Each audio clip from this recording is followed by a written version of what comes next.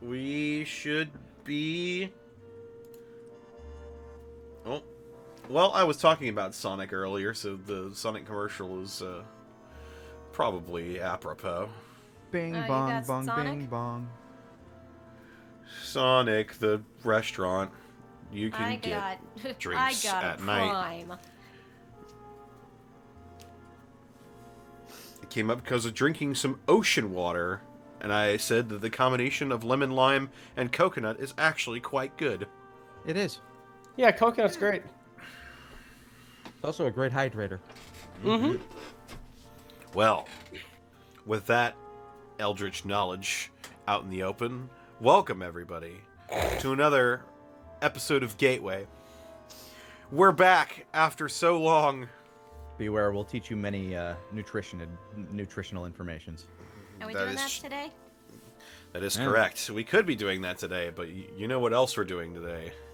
Is we're exploring a children's museum.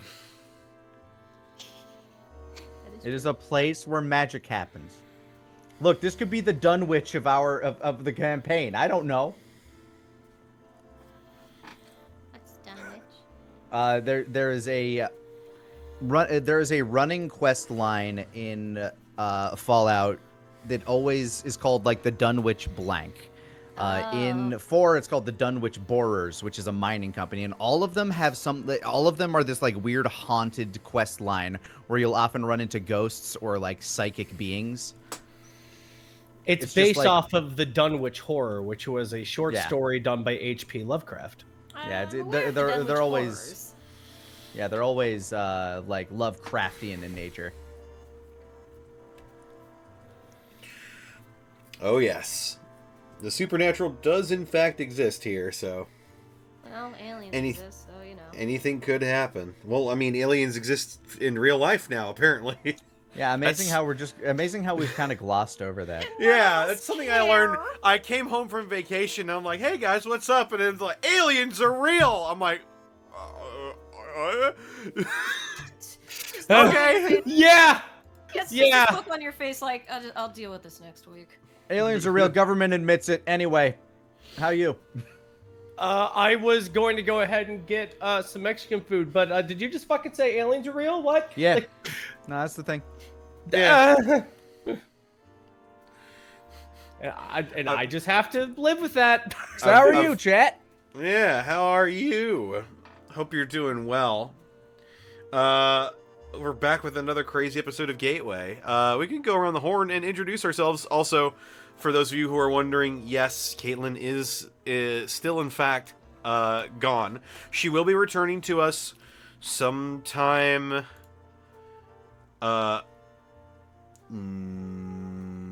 next month, I believe. Yes. Yes. Yes. Yes. Yes. Right. So, until then, please enjoy. Her paltry efforts. Not to be confused with poultry. Poultry is amazing. I should do poultry efforts.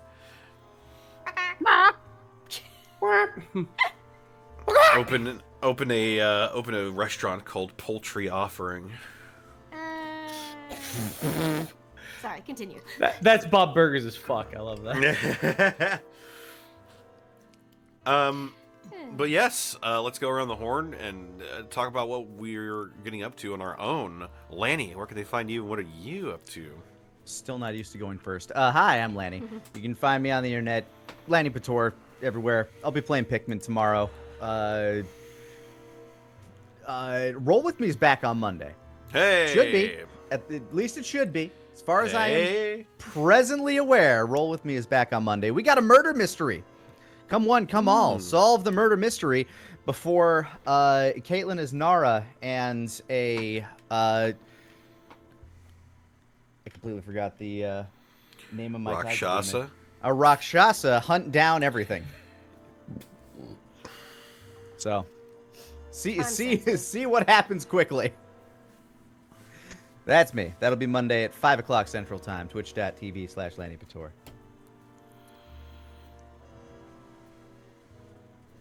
That's what I got. Right on. Up next is Rabbit. Where can they find you, and what are you up to? Hey, how you doing? My name is Rabbit. I do I am a variety streamer, and I am also doing voice acting and so many other things. You can find me on Twitch, Twitter, and YouTube at Hey Mr. Rabbit. I stream Monday, Tuesday, Thursday, and Friday. I had a little sponsored stream, but I did on Friday where I went ahead and played a game called Gimmick, and I also go ahead and play other retro games, horror games, and RPGs. Been going through a game called Vigil. Mondays I always play RuneScape. Tuesdays kind of a hodgepodge where I play an amazing thing of what's in my Steam library that I haven't touched for so long. You ever do that? You buy like 9 games, you're like, I'll get to one of these before I die. And Fridays I do The Legend of Heroes, which is a string of RPGs by Falcom. A lot of fun. I tell a lot of dum-dum stories, and I've been known to be quite entertaining. So if that sounds like something you want to do, you want to go ahead and help me out, you want to go ahead and be a part of my journey to doing voice act and stuff like that, please come to twitch.tv/Hey Mr. Rabbit. That's me. Excellent. Thank you. Thank you.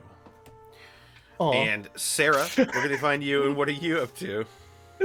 I'm on Twitter and YouTube. It's Sarah with an A-T and with an A-Willia. I got no new shills. All my shills have been shilled. I'm working on shills. Yay! Hey! But cannot speak of those shills until the contract says so. Yeah. But yeah, we're doing spoopy games on Thursdays with Rabbit, and now we're back doing this, and yeah, just gearing up to find a new apartment at some point. Which, to clarify for the people at home, are we weekly or bi-weekly now? I can't remember what the consensus of that was. We'll be talking about that a little bit later. Next week, I think we'll be discussing that. Okay, so we are back next week. I believe so. Okie dokie, just double check it. Yes. We haven't discussed why that is, but for the 80 viewers here in chat, there's a little sneaky something on the horizon. We're going to have an announcement next week about it. Yes. I suppose all that's left is me. You can find me on Twitter, Twitch, and YouTube.com/DistortionDevil. I stream Tuesdays, Fridays, Saturdays, and Sundays. Sorry, I've got snot in my brain, and I'm flatlining a little bit here. What am I doing? You're talking about... Are you pitching the stuff that you're doing, I think? Yeah. I'm thinking about what that is. What games are you currently playing, Connor? Why am I forgetting the Friday one? Oh, it's because there is no Friday one. I played Among Us, but well, there you go. Probably gonna be playing some V Rising next week though, because the people in my community have been chomping at the bit to play more funny vampire game. Heck yeah. And my community can join in on that as well if they are subscribed and in my Discord. Also, been playing through the Deus Ex series. Deus Ex Human Revolution, we just got kicked off last week, and man, I forgot how fun that game was. It's just,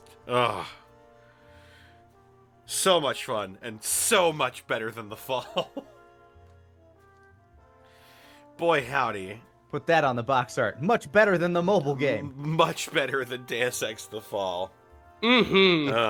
I installed a few mods to make it a little bit less yellow, and my god, this game would be so pretty if it weren't so yellow. It's because it's covered in piss. It's cursed by the last generation of consoles, and like the fact that everything needed to have like a brown color palette. You needed to have a piss and poop filter? Yeah. Think of how many games had that last generation. Yeah, it was all pooey. It was all pooey. I can't tell if it's better or worse than making everything like blue, gray, and blue. Yeah. The world may never know. It's like do you prefer a warmer, shittier color palette or a colder, less passioned one? Mm-hmm. Well, brain farts aside, that's what I'm getting up to. Oh, also, check out the Hydromancer spellbook out now on the DM's Guild. If you want to get your hands on that, please click this link right here. If you do buy the book, and if you do enjoy it, please leave a rating and a review. It really helps with visibility on the website. As well, the Geomancer spellbook is firmly in development right now. I've got a lot of fun spells in there. Yeah, I saw the one you tweeted out earlier. That one looked fun. Yeah, Muddy Hovel. That's the first level spell we've got on there.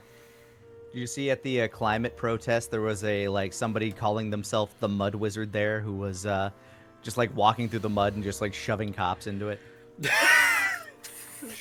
No, I did not hear about that, but that Google sounds the- amazing. Look up the Mud Wizard. He's He's pretty great. Penguin who Oh my just God. shoves the other penguin into the water. So fuck you, man. That's incredible. Mud Wizard. We are stopping the festivities for this. Important stuff, guys. I didn't know what I expected. Yep. Yeah. I'm gonna look. Hang on. Mud Wizard. Let me look at this guy. Mud Wizard. The Muddy Wizard. He's exactly as advertised. I was expecting some kind of hippie looking guy with a long beard. I wasn't expecting No. a little druid. He is straight up dressed up as a medieval druid. Oh my God, this dude! Yes. God, Told you it wouldn't disappoint. Oh, the art, the His- fan art. His other name is the Ungovernable Monk. You shall not pass, indeed. I just thought it was Fucking- very apropos when I saw you posting that this morning. I'm like, I was looking at this last night. Fucking incredible. I That- fucking love the how do Mud you Wizard, that- man. That makes me happy. D&D 5e and be able to have a Mud Wizard. Well, you can do that with the Geomancer spellbook. Hell when yeah. I finish it. Wizards of the Coast card. Mud Push.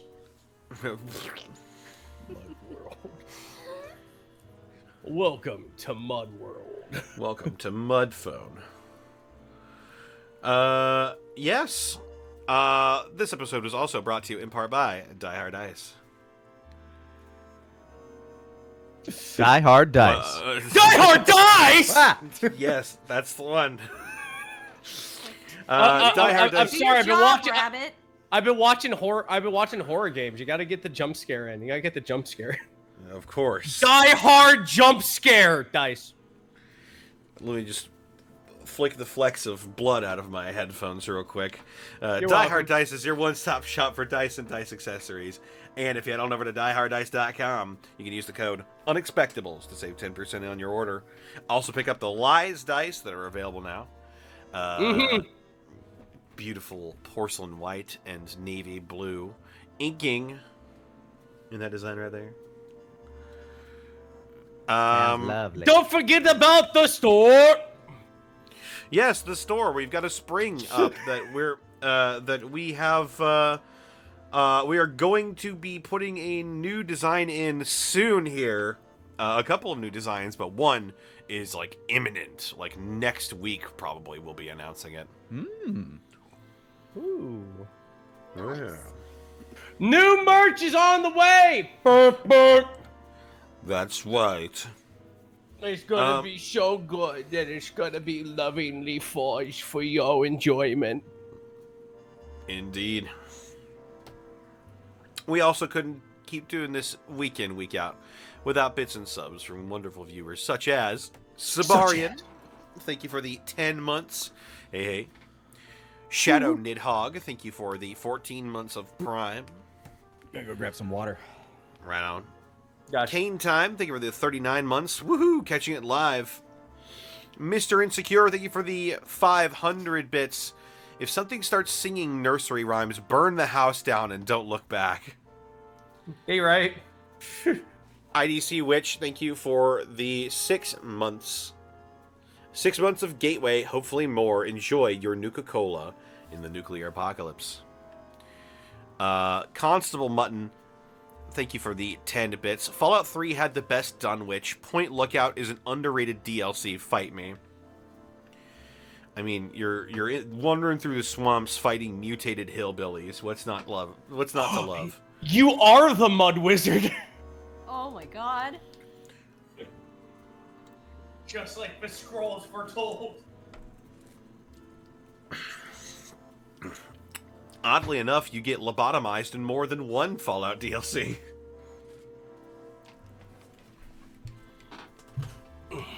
It's crazy.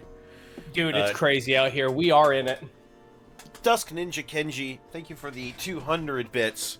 Not sure if anyone's made this comparison, but Johan reminds me of the Hunchback from that one Courage the Cowardly Dog episode. The one that kept calling Eustace bald. Was his name Johan? I forget. I remember who they meant though. Oh yeah, the weird looking green guy. Yeah. The one who was actually like a sweetheart, even though he looked like a fucked up monster. He was only called Eustace bald because Courage told him to, because Eustace was being a dick. You're bald. Eh? Explodes. I can't not love Eustace, because even though he's just the biggest piece of shit. I'm back. I just love crotchety old men in cartoons. Oh, yeah, me too. Eustace. We don't want any. What's your offer? Epic Lord 8676, thank you for the 21 months. Happy 21 month anniversary. Common Striders, thank you for the 20 months. 20 months, one more until I get the funny number.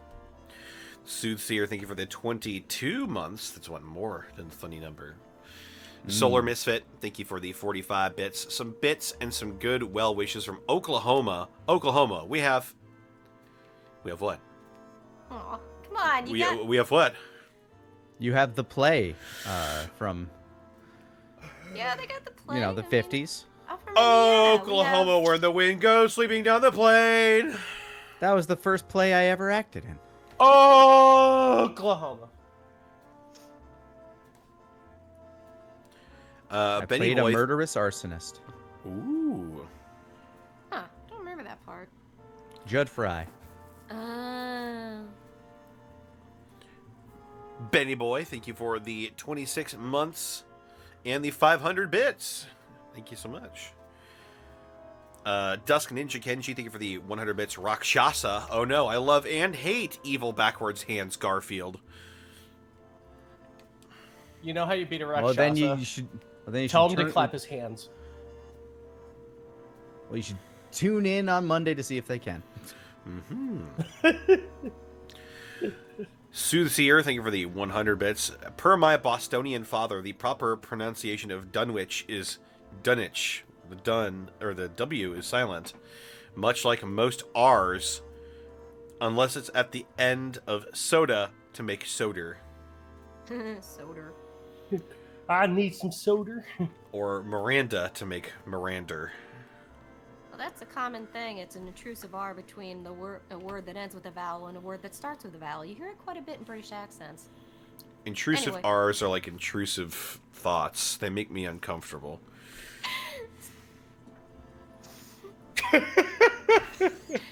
Goss21, thank you for the 5 bits. Why are American possums and Asian possums completely different? I don't know. That's a great question. They found a I thought way, I was though. setting up a joke. Nope. It's like the way sea otters and river otters are different. They make adorable squeaks, though. River River otters are otters. fucking mutants. Yeah, they are. It's like a fur worm. A worm, if you will. They're huge bastards with big teeth. Swords.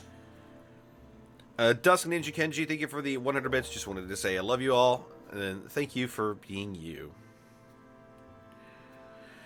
IDC Witch, thank you for the 100 bits. Soda Pop, or Heathen Coke? I say soda. I like Heathen Coke. It makes me happy. I was soda. Soda. Yeah. Soda. Even Soda. though even though where I grew up they called it pop. It's Yeah. just always been soda to me. Soda. So Dragosoon, thank you for the 34 months. Yo. IDC Witch, thank you for the 10 bits. Mud Wizard shall rise.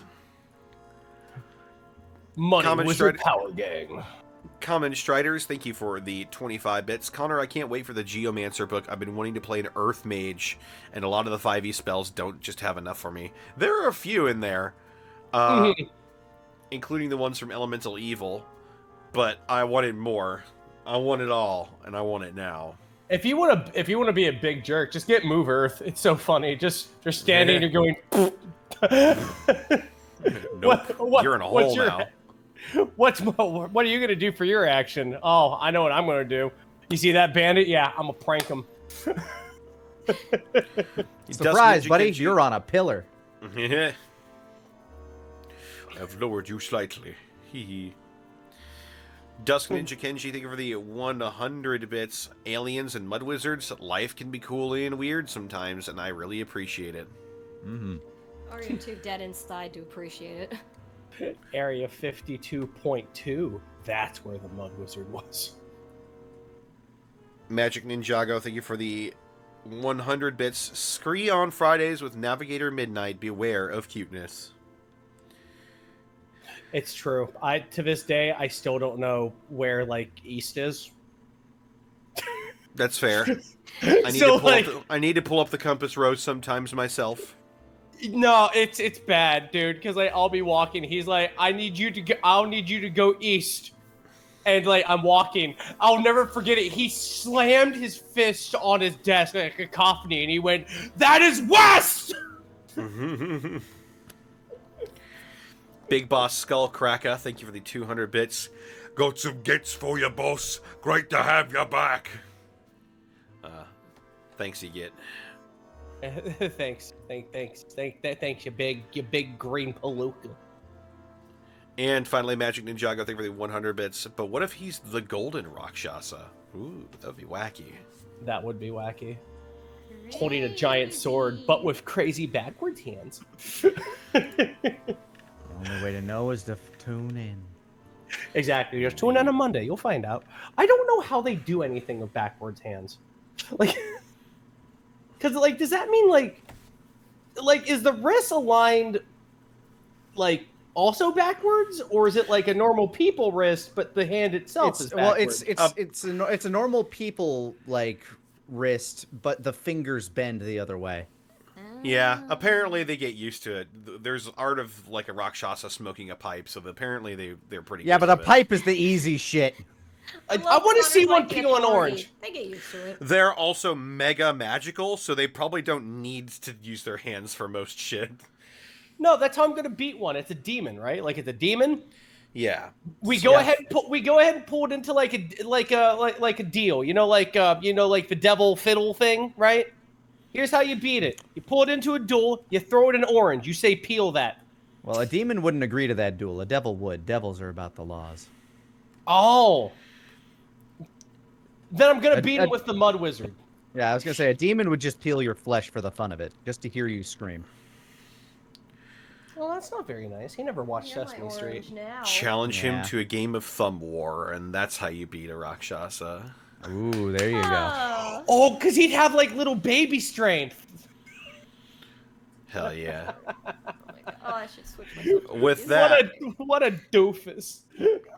With that, let's go ahead and get into tonight's episode of Gateway. Woo! Let's see. Samuel?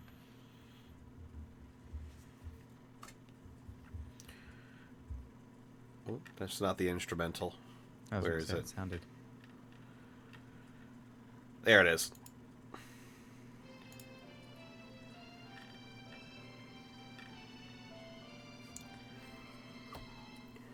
When last we left the Runaways, Apex the Wildman, Alvin the Mechanic, and Louise the Scavenger, they set off on their journey to get to the Brotherhood of Steel base, as well as to Apex's parents' farm. On the way, they decide to take a detour to visit a place that Apex had tried to visit before this whole mess began. A mysterious place known only as the Magic House. Having been recently separated from their companion Cynthia due to trouble on the home front, Johann elected to continue his travels with the runaways. After much walking and talking, they finally arrived outside the large children's museum, known as the Magic House. What stirs inside? Find out on tonight's episode of Gateway.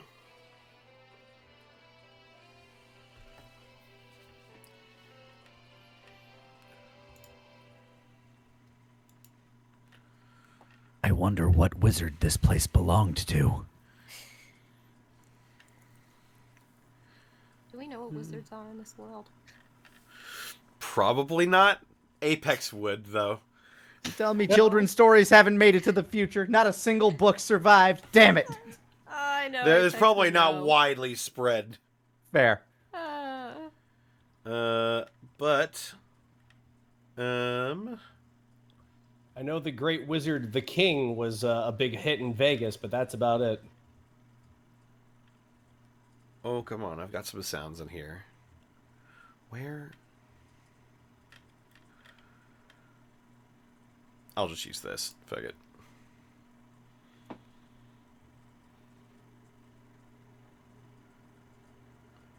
So if there's like a front, like a sign in this thing's front, like I'm basically like standing up to it with like my hand on it, just like caressing it.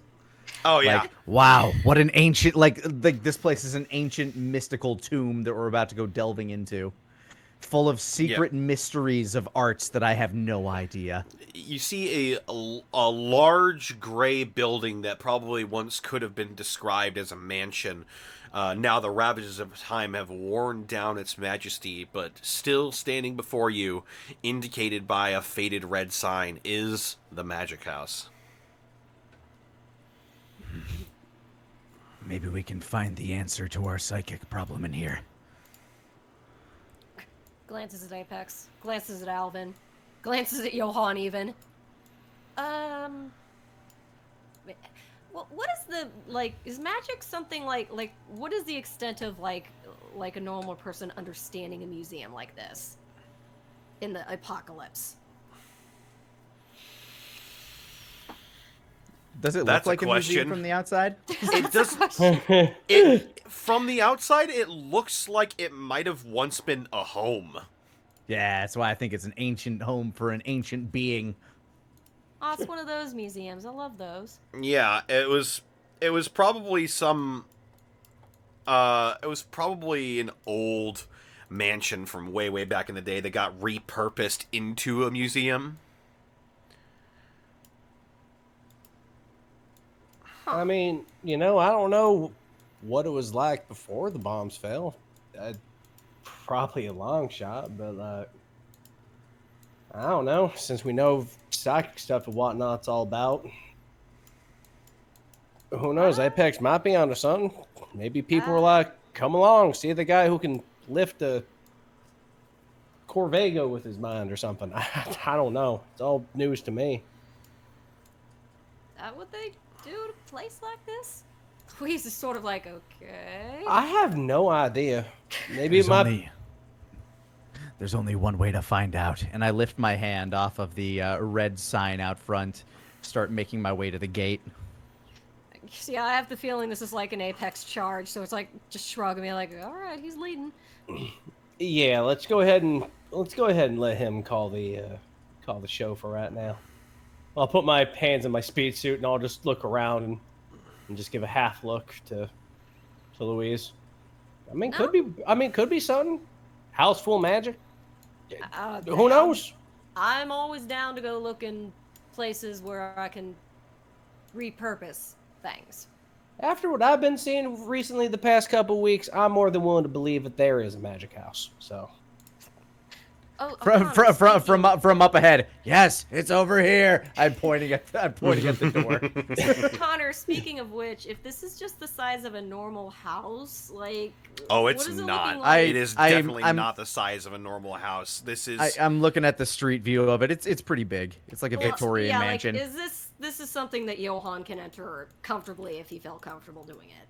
He might have to duck to get through the door, but yes, there appears to be plenty of space on the inside for him to move about in. Okay. Turn to Johan and just say, want to come in too? Feeling alright with that? I might as well. This place does seem interesting. Yeah. Glances over at Apex again. He does seem pretty excited. As you're glancing at me, I'm like kind of sniffing around like the front yard, looking in the windows, looking for any signs of movement or life. Perhaps I will learn the magical secrets needed to help my people be more like people. Louise just gets this look on her face like, oh, honey. Just bites her lips. She's like, yeah, you will. I believe in you, buddy. Maybe there might be like magical tools or whatnot. Could you imagine that? That'd be neat. Magical power fists.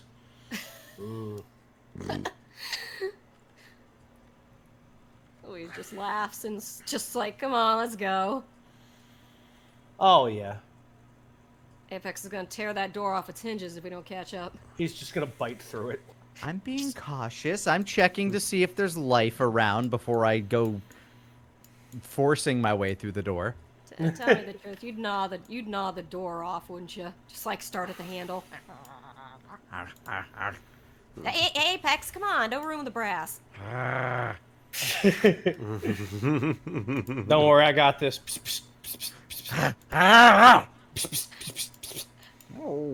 guess while we're approaching, can I roll a wits just to get a look at this place, like openings, windows, things like that? Absolutely, Yeah, go for it. I'm going for the same with the objective of seeing if there's any movement inside. God damn. I got 13. I got a 7. It's 13 and 7. Yeah, Apex, I think you might be just a little bit distracted by the prospect of what's inside. You don't really see anything on the inside moving necessarily, but you do get a look in, and Louise, you also get a look on the inside. It seems quite colorful in the inside. You see some sights that sort of remind you of the Science Center.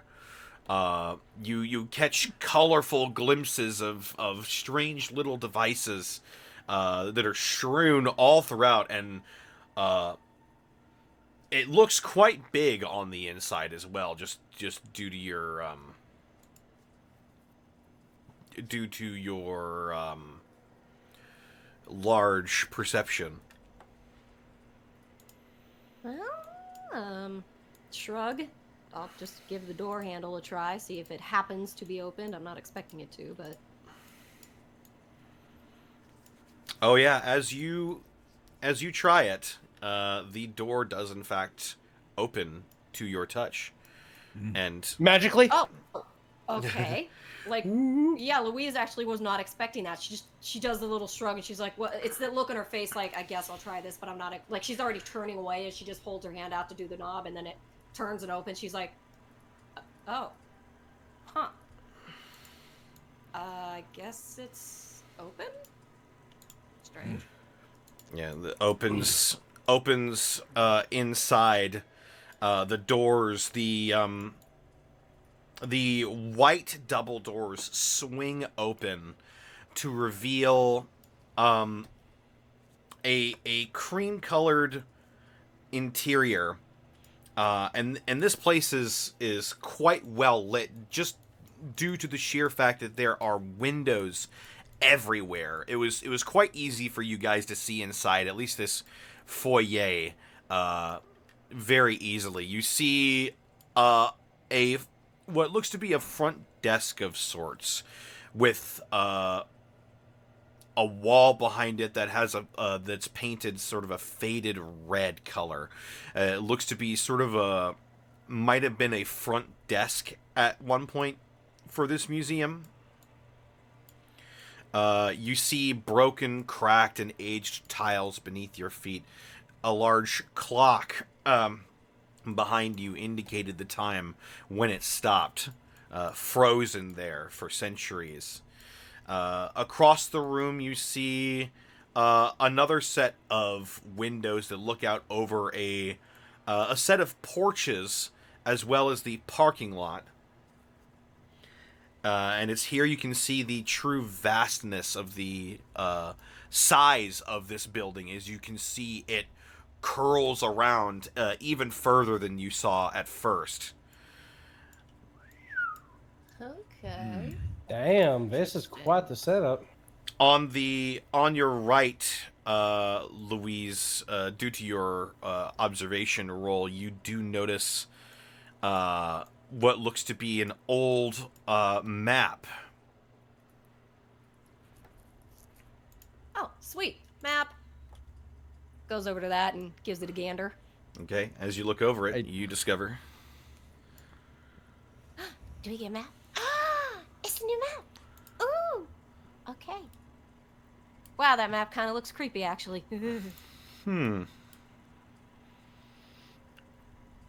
And you are... In hell. Don't get ahead of us. Don't get ahead of things. Don't. Not yet. Hey! Spoilers! Hey! You are here. No! Also, hang on, let me get the... There we go. So where did we enter exactly? Is that the entrance way? No, the entrance Oh, okay. is... The entrance is... sorry, I'm cross-referencing an actual map here.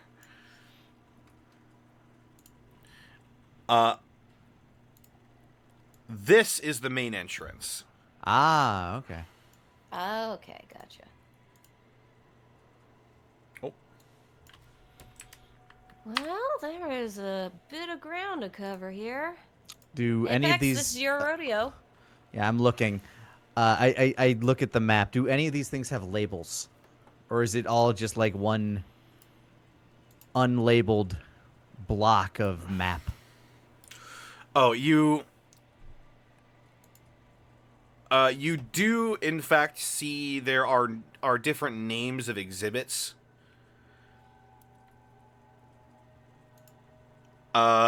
Directly to your left, if you're facing north, you would see the exhibit that is directly to your left is called the Bubble Room.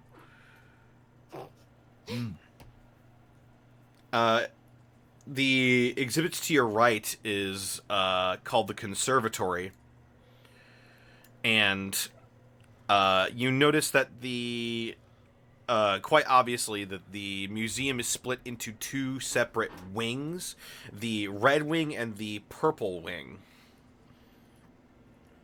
One side must be for initiate wizards, the other must be for the more journeyman class. I see. Yeah. Nice, Connor. I see. She has her head in her hand like, I don't... I think that's a fair one. I have my hand on Louise's shoulder with a look that says, let him enjoy himself. Let him go. No, she's not gonna. She's nothing but loving this. But it's just that, again, that thing of like, okay, this is so cute. Okay, yeah, no. So, what did you say, initiate and journeyman wizards? So where would the initiate one go? Well, I don't know how complex bubble magic would be. But if I were to guess, I would say it would be pretty early. Maybe we should check there. Maybe that would be a good place to start learning how magic works. Other than that, the conservatory seems like a good place. Maybe they have old artifacts there. I do like old artifacts. Well, we just got here in the what time is it about, Connor? From what I remember, you guys set off pretty early into the day. So I would think at this point it would be starting to get to noonish. maybe a little bit past noon. Well, I mean, we only just got here. It's still kind of early. I guess we just make our way through, and heck, if it's safe enough, we could even bunk here for the night and finish up in the morning.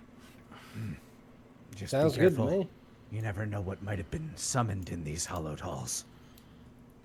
Oh, God, yeah, you are summoned? so right, Apex. No, summoned, Alvin. Gives him a very point, like, summoned, you know? Wizard familiars and all that. That word confused me. I leaned down to Louise. You're lucky Apex Like- has a very hard time reading sarcasm. Like, is he talking like It's not Is he talking about like a Securitron's gonna pop out of the floor or something? If a wizard summoned it, she just looks at you very, very, very placid face without even breaking her expression. Apex come nods sagely. Mm-hmm. And I'm not making fun of Apex. I'm just... It's more like... how do I explain it? It's just having fun, too. Yeah, you're letting him have his fun while having your own. You know I what? Don't- understand. He you takes know no what? Don't offense to worry. it either way. You guys explore for secrets of magic. If anything goes ahead and jumps us, don't worry. The brave fighter will go ahead and stand in the way of it.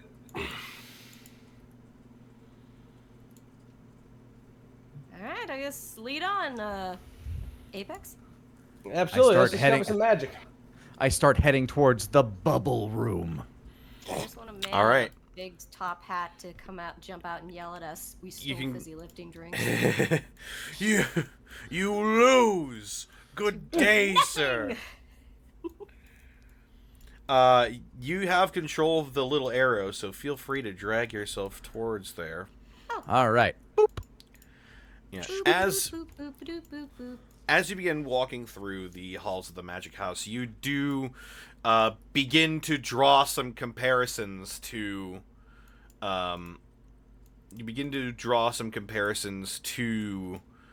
the science center that you were once at. It's odd how similar this is to the science center. Perhaps science and magic aren't that far apart.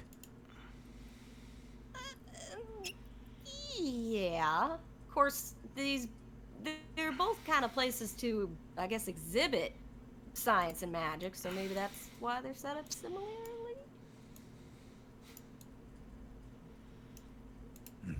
I'm just excited when we get to my ranch. I can show my parents that magic was real. Yeah, Just you- verklempt. You head into a sort of smaller, more dimly lit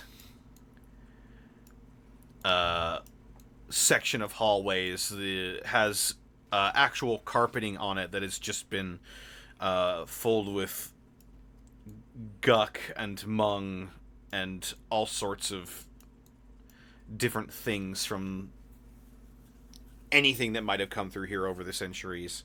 I'm sure it smells pleasant. Yeah, you do also once again. It's a pretty familiar sight to all of you, but you do see plenty of skeletons that litter the ground around here. I hold my arm out. Be careful. They could come to life at any moment. Is that what wizards do? The They evil bring- ones. I see. They can bring the dead back to life. Not the way they were in life. But subservient. And usually very simple. I see. Intriguing. And I keep my eye on the skeletons as we move past. You keep your eye on the skeletons. Some are a bit smaller than others. Hoo-cha! That's a 10 for wits! The skeletons wanted to- don't dare wanted to roll move that under too. your gaze. Good. I wanted to roll that too, but I wanted to see like if I can spot like if this was like a fight that broke out, like are there laser marks on the wall, or Like, did they just wander in here and starve to death? Like, if I can figure that out from looking around. You can roll a wits. Okay. It's 10. 10? Yeah. It's a common enough sight for you. You see it pretty much daily. These skeletons are from the before the war. Okay. Yeah, you see a pre-war skeleton in pretty much every building you go into that isn't occupied in a town. It's just one of the tragic reminders that the world did end once. However, as you look around, you do see that the walls are damaged beyond what you would imagine the ravages of time would be. As a matter of fact, you could possibly infer that maybe a fight took place in here once. Perhaps what kind even of a fight several. is there? Like, what kind of a fight is it? Like bullet holes, burn marks? You see, you do in fact catch bullet holes. You see a few blood spatters, old blood spatters, on the walls. Huh. I don't know about them skeletons, Apex, but looks like there might have been a more recent tussle in here. Hmm? He gestures to the wall. Some of this damage looks a bit too new for just being around since pre-war times. Let me take a look at that. The knowledge of the arcane would entice many, I assume. Yeah, that's You why said- we're here, I guess. You said there were blood spatters on the wall, or? Yeah, they're old though. They're like black at this point. Okay, that's what I was gonna do. I was gonna touch it with like my finger to see if it was tacky, to see if it was just like newer or. Oh no, this blood has been here for a long time. So, no real trail or like swipe mark or anything that I could follow. Nothing that you could see. No, at the very least, nothing fresh. Mm. But you do walk further into the museum. You see, Bubblenasium. you see a colorful exhibit that says musical chairs. And you see a set of 4 chairs with different colored cushions. One green, red, yellow, and purple. I walk over to them. I wonder what music they play. Is there like, looking around these musical chairs, is there like an explainer plaque or any kind of like machinery or something? As a matter of fact, you do see several plaques that are along the backing of the chairs. It says musical chairs, instrument families playing together, and you see that each of the different colored plaques has a different explainer. You see the green plaque has a explains what the percussion family is and how they're basically stuff like drums.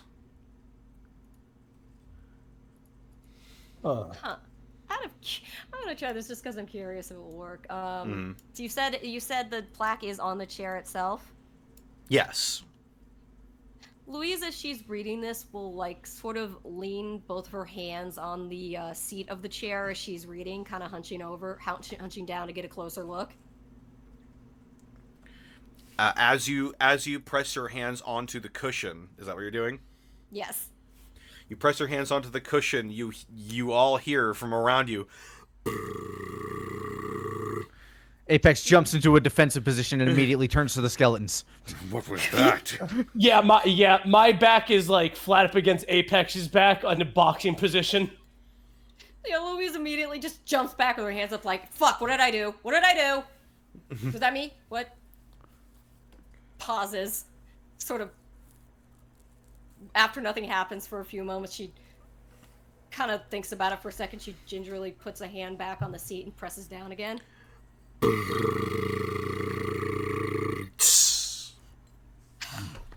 Apex, like, seeing that happen, walks over to, what color chair was she pressing? The green one. I'm gonna walk over to the red chair. Okay.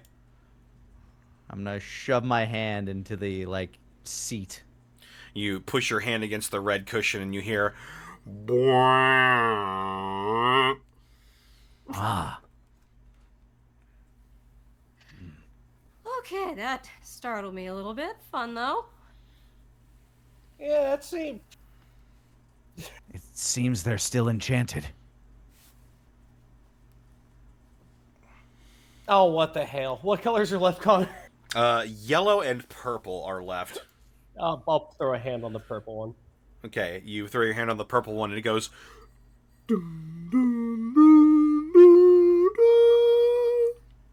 Oh, that's fancy. She turns to Johan. Hey, Johan, try the last one. He pushes his finger into the yellow cushion. It goes,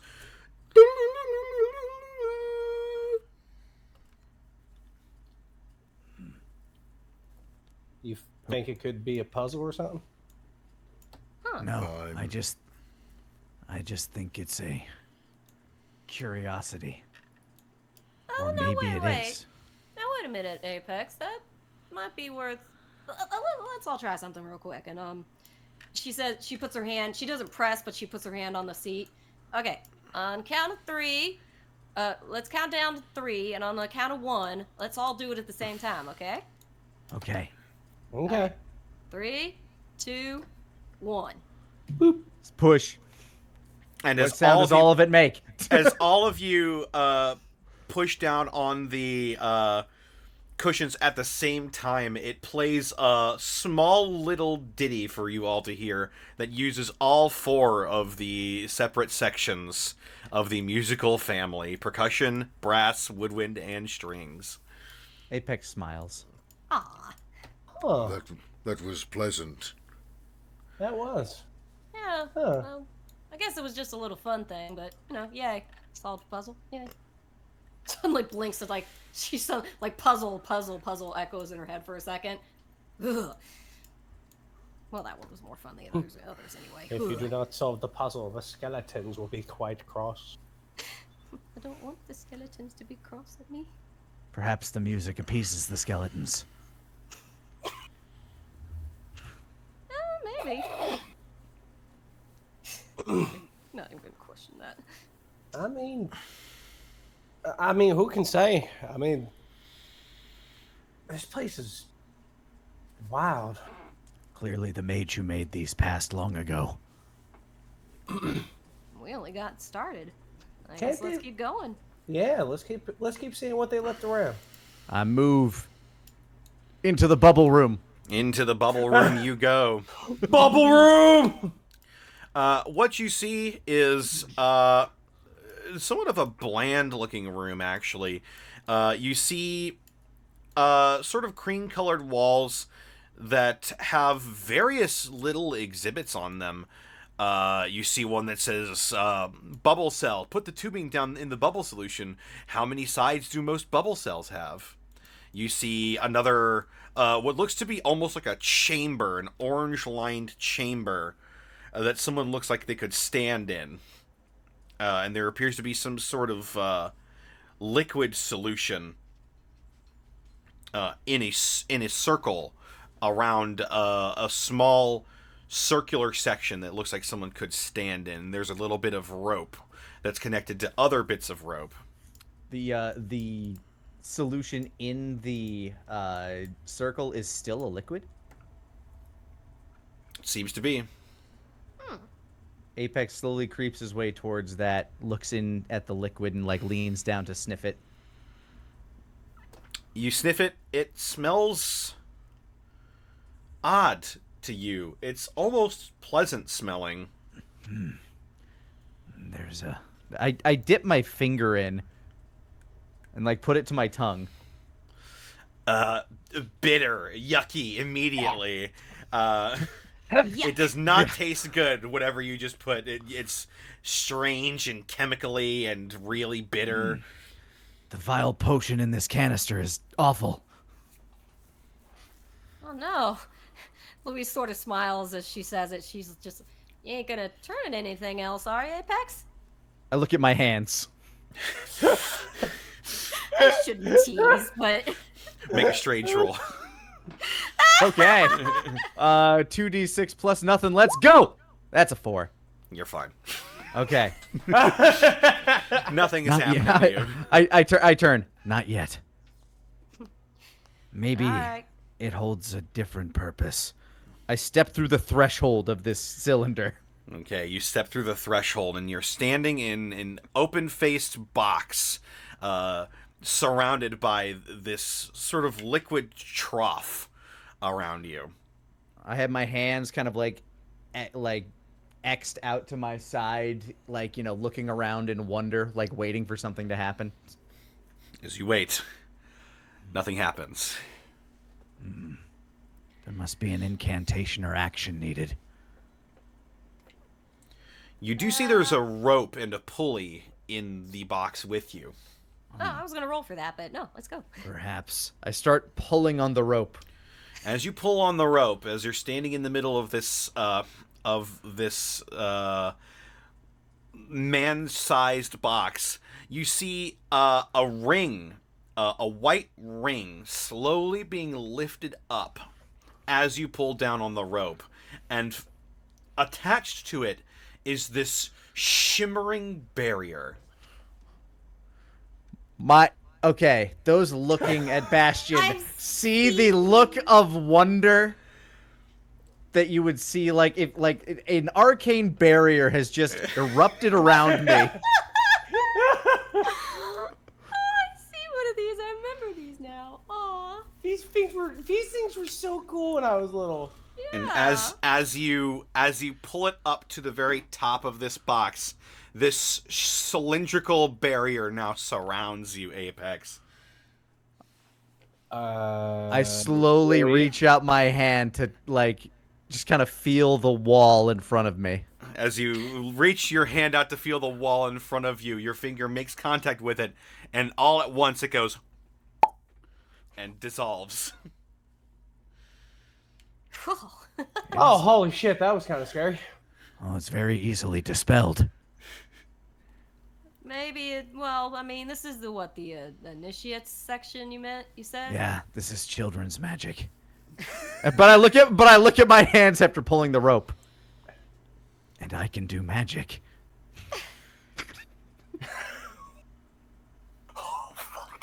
That's incredible, Apex. Hold on. I step out of the box.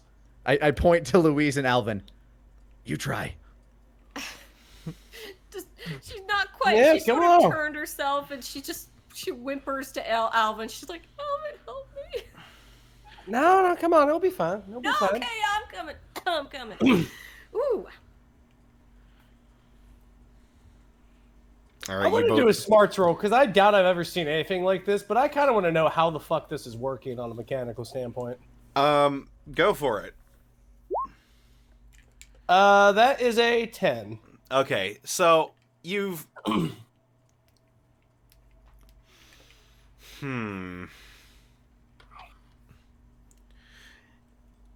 You very likely at some point have encountered soap. Yeah. So immediately as you get in here, the smell hits you. You identify what it is immediately, and you get the distinct impression that the sudsy water that the white ring gets dipped in is sort of pulling a big bubble around you. Oh, that's what's happening. I didn't even know you could do this. Huh. As I'm pulling it up around both me and Louise. Yeah, once again, the shimmering barrier is surrounding the both of you. My hands are clutched and at my sides like a yes! Louise is sort of charmed by it all, but she murmurs to Alvin, it's like, if you know the logic, don't tell him. Don't ruin it for him yet. You are all wizards. This is incredible. This is astonishing. I didn't even know you could do this. Dang. It's pretty fun. Huh. Oh, hey, Johan, you want to give this a try? Would Yes. Johan fit in the tube? No. Aww. Oh. I rescind then. I don't want to. I don't want Yeah, to feel sad. as he faces the box, he looks over at his shoulders and he looks at the box and he's like, Perhaps I am not junior wizard sized. It's Well, true. You we'll are find far you too on large. Go ahead. It's true. You are far too large to be a child. Well, we'll just find some size-appropriate magic then for Johan to try out. I ponder back to the map, which I'm guessing we kind of downloaded onto Louise's Pip-Boy at this point. yeah, Louise, you easily enough you can cross-reference the map on your Pip-Boy. What else was in the bubble room, by the way, besides this tube, or is this? Oh, there are certainly other bubble-themed activities inside of this room. Amazing. They don't call it the bubble room for nothing. You see two basins. You see two basins that are full of that same sudsy substance. And the plaques say, bubble shapes. Dip the frames into the soap solution, then pull up. What shape is the bubble you blow? This is And- cute. And you see these sort of wire hangers that are hovering just above that are all in different shapes. Perhaps this was a test of some sort. Maybe a way of determining what wizards were good at. I don't know.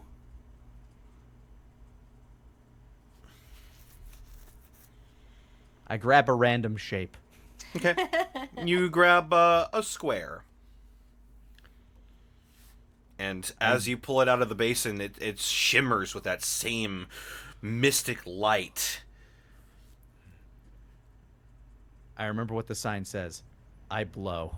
You blow, and as you look out the other end, you can see that there is, in fact, some strange globule that is coming out of the other side as you blow. The very front of it is square, but as you continue to blow, it rounds off and becomes more of a circular shape. And Guys! this This square made a circle!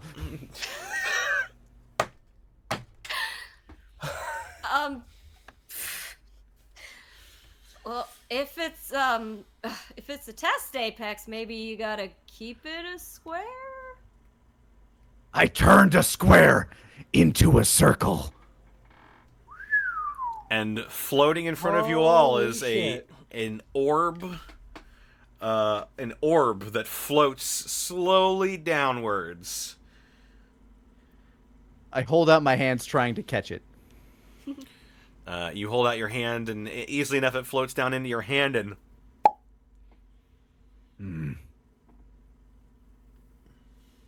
I get an idea. I dip one of my hands into the solution. I don't lick it off. I dip the wand back in, and I make another circle. Apex. I am going to catch this one using the solution on my hand. all right. So you blow another bubble. I do. I create another sphere. You create another sphere that floats magically in the air. And as it drifts slowly down to your hand, it makes covered in the- contact with the strange substance, and it does not break. And I you hold in my your hand in the. I hold my hand up in the air like I'm fucking He-Man. You hold this mystical globe of pure power. Oh, hey. Good show. Good job, Apex. I have channeled the bubble magic. Holy nice. I hold it back down to my face. But what do I do with this responsibility?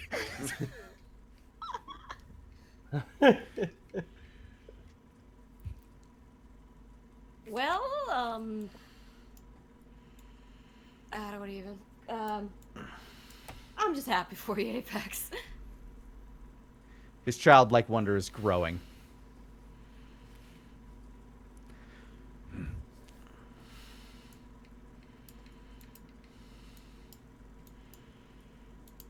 Is there any, are there other activities to be done in this room? There are. Yes. You see Oh, another boy. orange-shaped go. plaque that says Bubble Dome. A plaque that says, "Put the end of the tubing into the soap solution to make a bubble dome.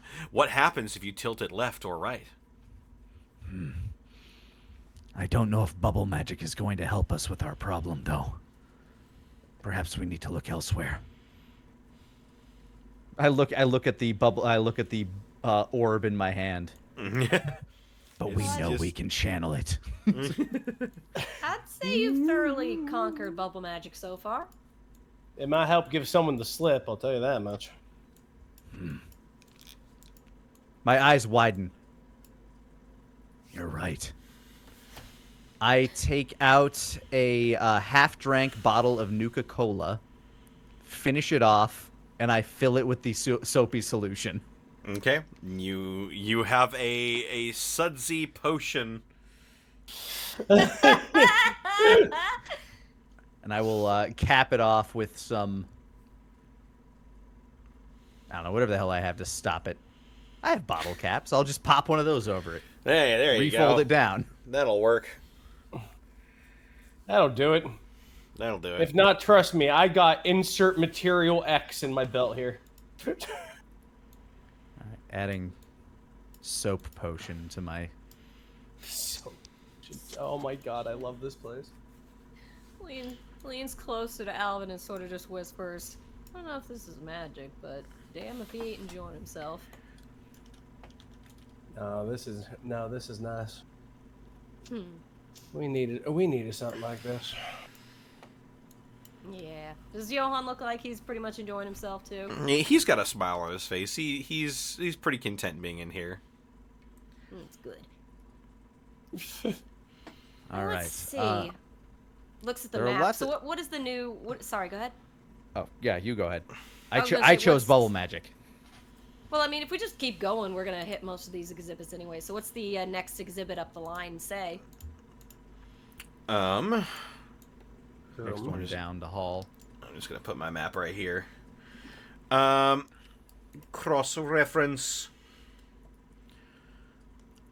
As you exit the bubble room, you come to another set of double doors, and there's a little placard of a small boy who appears to be touching something shiny, and his hair is standing on end. And he looks like he's got a big smiling face.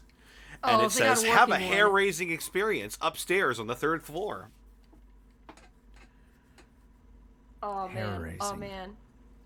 If that actually works, I'd be so happy. So I guess we're going upstairs. Is that what are there stairs nearby? Yeah, There I think is- these things right next to us are stairs. Oh, there, okay. there is, in fact, a set of stairs that leads upwards. Yeah, let's do that. We climb upwards. You climb Always climbing. upwards. Always climbing. We climb unto the...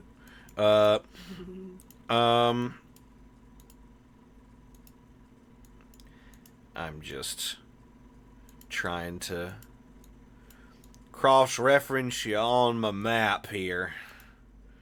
As you're... Take your time. As you're going upstairs... Oh man, there's a giant hole in my favorite shirt. Aw. Ah, jeez. What the fuck? Yeah, that was the one with butterflies on it. Man. Guess gotta buy another. Time to buy another. Yeah, you climb the stairs.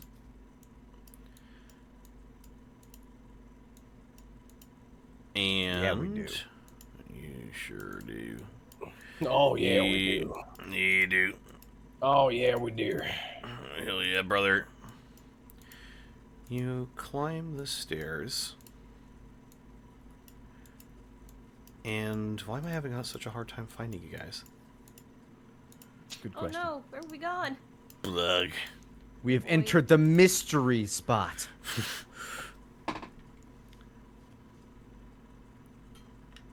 I think we crossed between dimensions.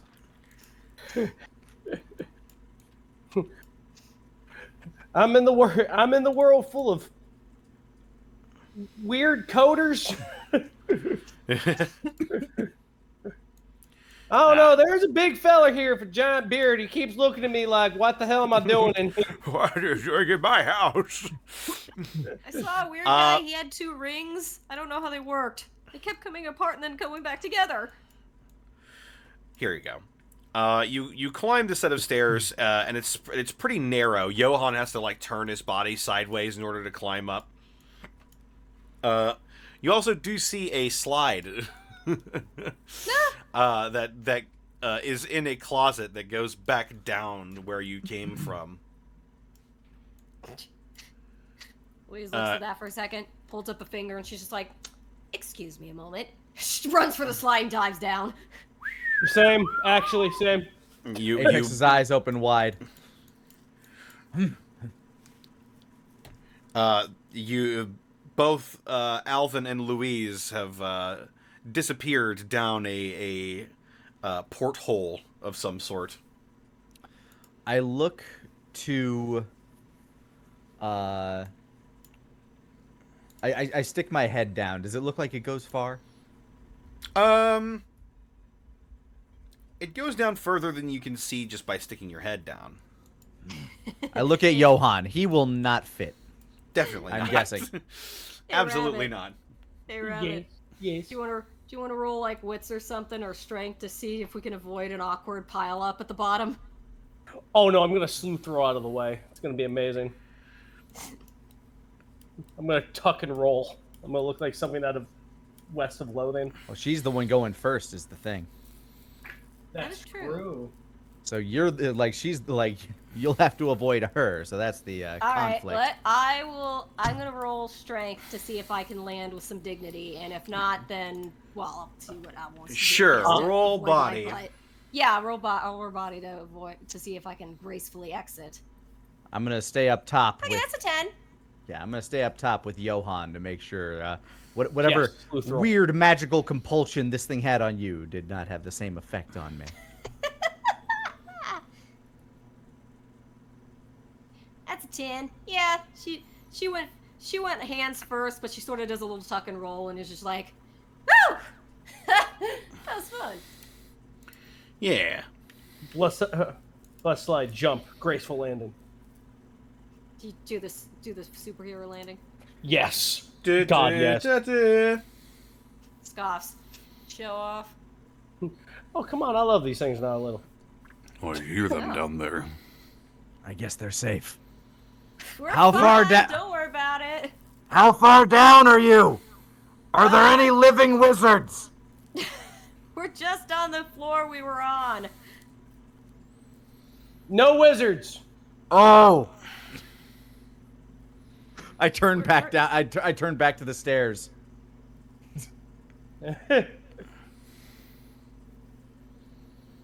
Gives Alvin a pat on the back. We should get back up there. Absolutely. Let's get back up there. Oh, man. If there's another slide, I'm going to jump down, though. Oh, no, yeah. Trot back up the stairs to them. So in front of us on this floor, what are we looking at? In front of you, you are looking at a small hallway with a lot of fun facts that line the stairwell on placards. That did you know one recycled aluminum can saves enough electricity to run a computer for 3 hours? They could apparently transmute aluminum into electricity.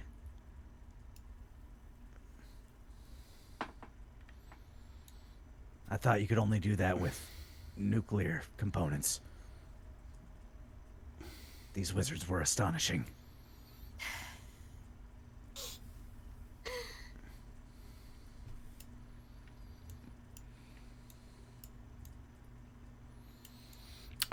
You also get led through a tiny door that Johan has to duck through again, and yeah. you come to a strange room. The biggest exhibit you see, it says balls in motion. I check. They are not in motion. At least yours aren't.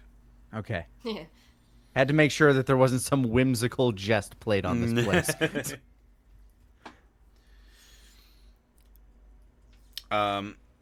You see a set of steel bearings on this exhibit that look like they are meant to be played around with.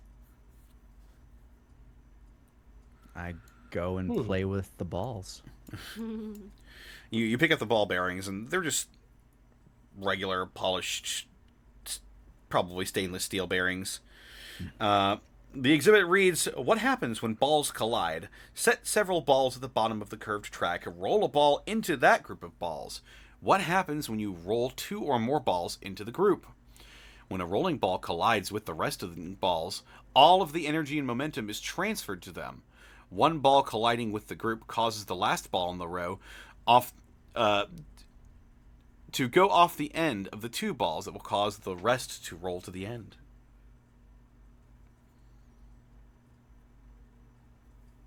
Sorry, that music cue suddenly went. It's like, wow.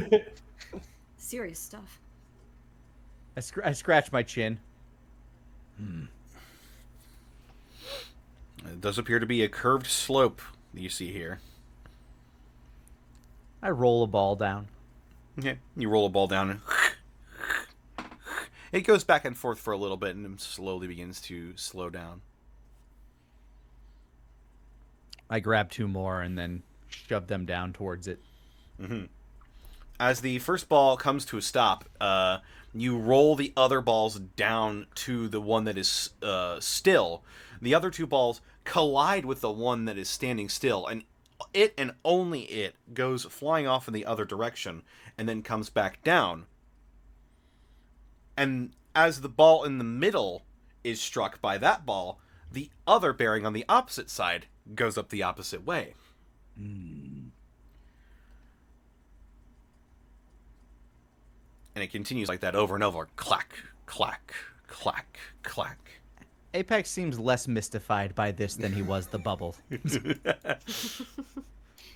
Well, it's just momentum. Yeah, so that's something he seems to understand. Perhaps I don't know how to work the metal magic the way they did. Should it be Well, sparking? Maybe it's more like a theory type of thing to learn. Maybe it's just not my specialty. Who?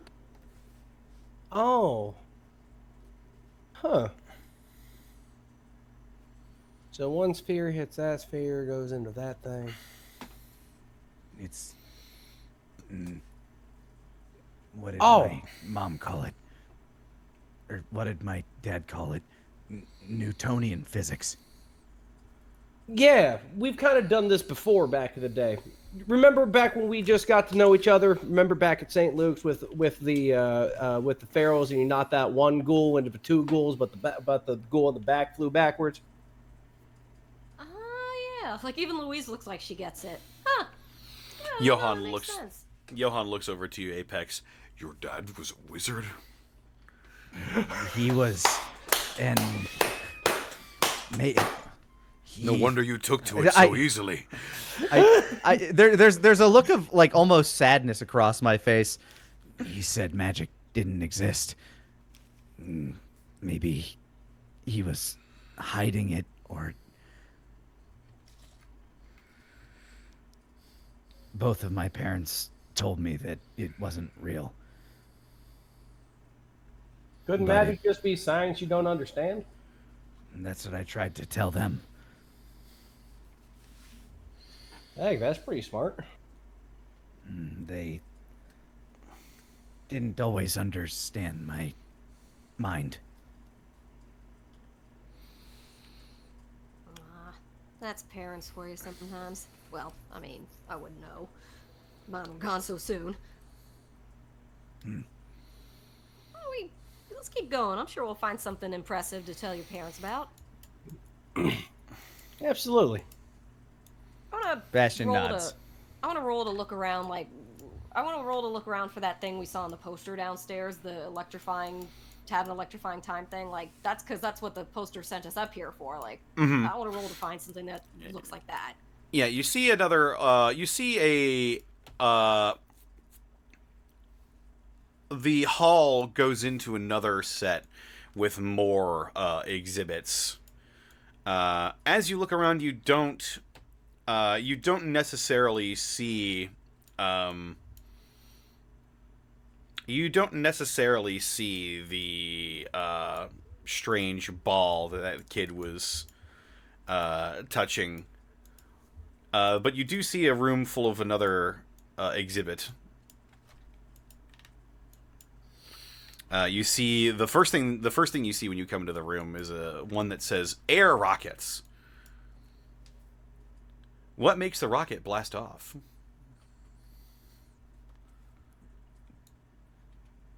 Apex walks towards it, just kind of scratching his head. Usually it's fuel, but I wonder what they used. Well, it says air rocket. Maybe. Huh? How would you do it with just air, though? His eyes widen. That's why there are no wizards. They too were lost in the post-nuclear apocalypse. No way. No, they flew away. Wait a minute. He turns. They went into space.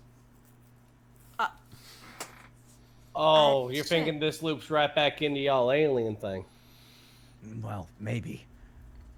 I can't Obviously, if even- the aliens are out there, they would want to talk to the wizards. But Louise has this nostalgia, like, God damn it, I miss Cynthia right now. She'd be having a time. She would You be see, screaming like Jake from Adventure Time. you see, two steel rods that are next to each other. One is thicker than the other one, and attached to the thinner one is a strange device that appears to be holding a plastic bottle to the end of it. I move over to the display.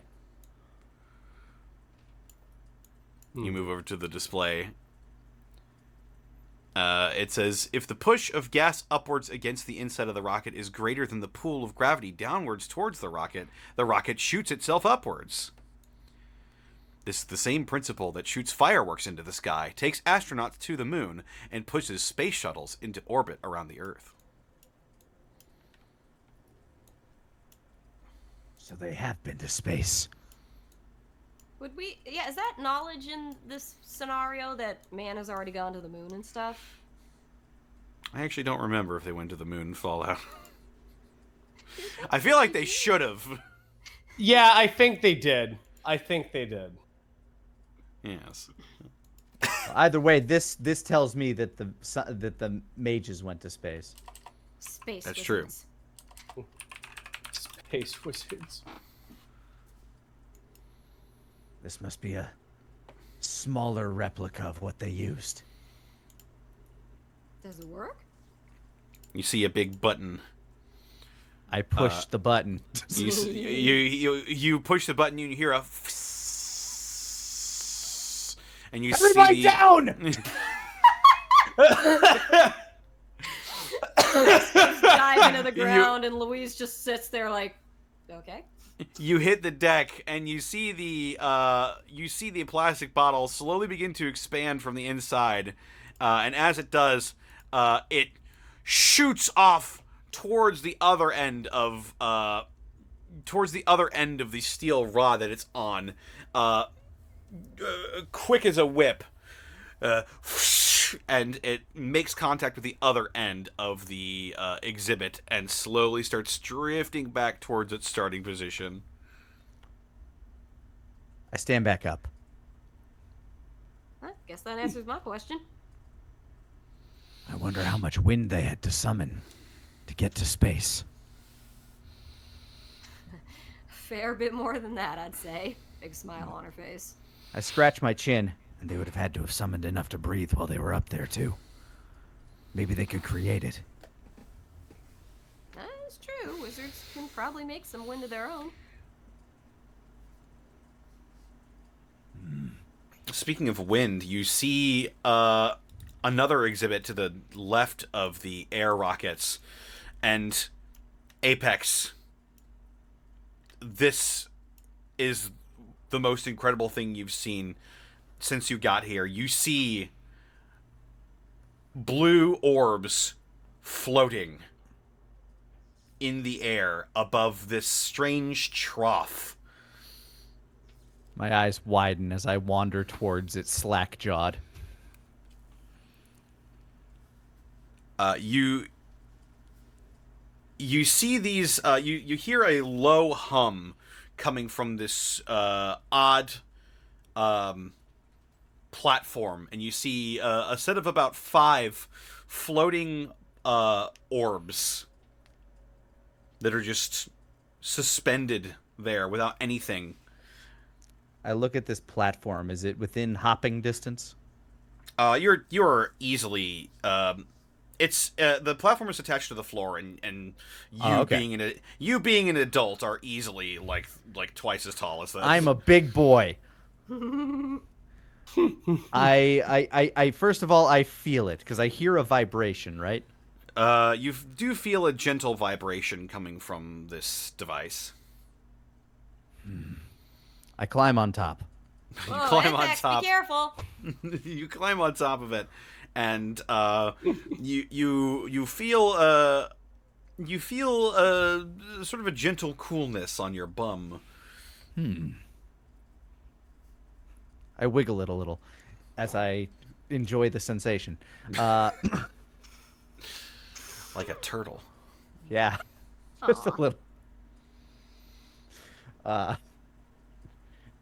Do I realize that it's wind? You could probably put 2 and 2 together. Okay. I now look up at the orbs that are, I'm guessing, over my head. They're not flying very far above this strange device. So you are above the balls at all times. Oh. Hmm. I'm curious how this is. To put into perspective, Yes, this please. is what you're seeing. Oh, picture. Oh, I see. That makes more sense. I imagine I something clicked the wrong taller. way. So it's about waist height Yeah, for me, for and I'm now you- just standing above it. Yeah.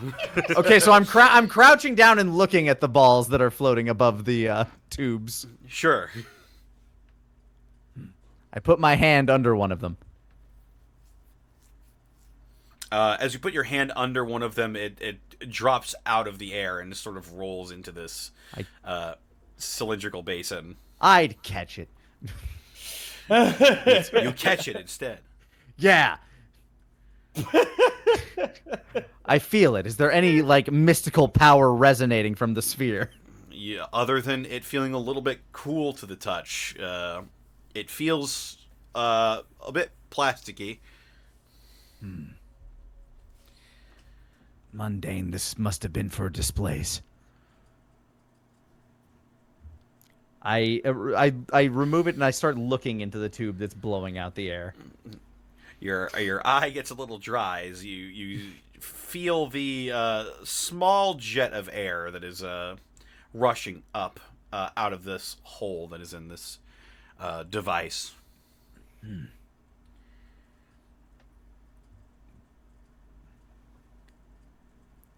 Anything interesting, Apex?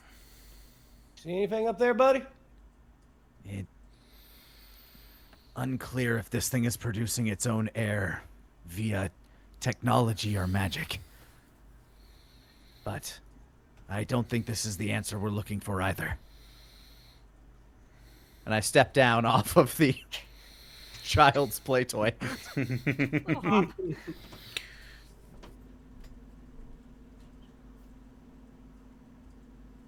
What else is in this room?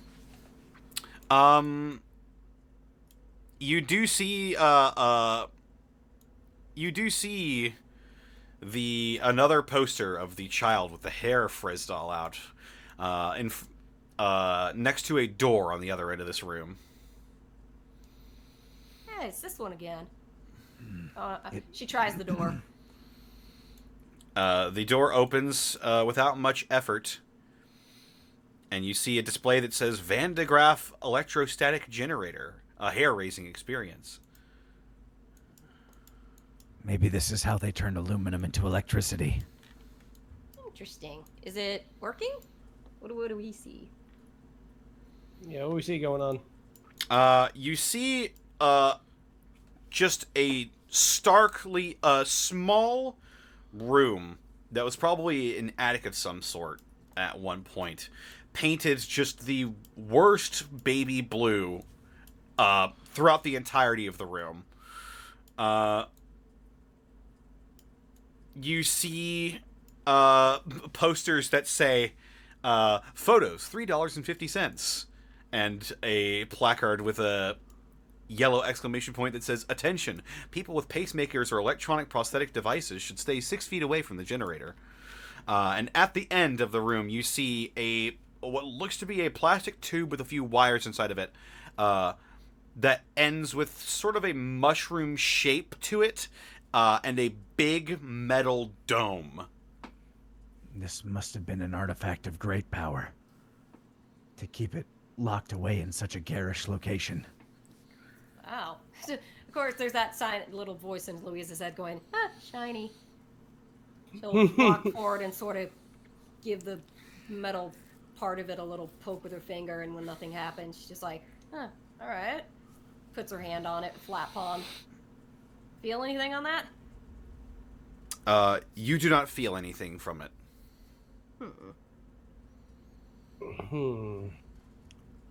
Apex is walking around the room looking for any signs of old arcane warding or like old like buttons and things like that. Sure. Go ahead and make a wits roll. Okie dokie. Do. It's 12. That's a 12. 12, baby! You see what looks to be not necessarily a hidden compartment, but you do see that one of the walls opens up here, and it reveals a couple of boxes that seem to be attached to this device via a wire. This looks scientific in nature. Alvin, I point at the confusing thing. I will take my hands out of my speed suit while I'm walking toward him and then holding the confusing thing. Louise is just sort of patting the thing, still giving it a little knock with her knuckles. I think it's like what does it look like? Kind of like a fuse box?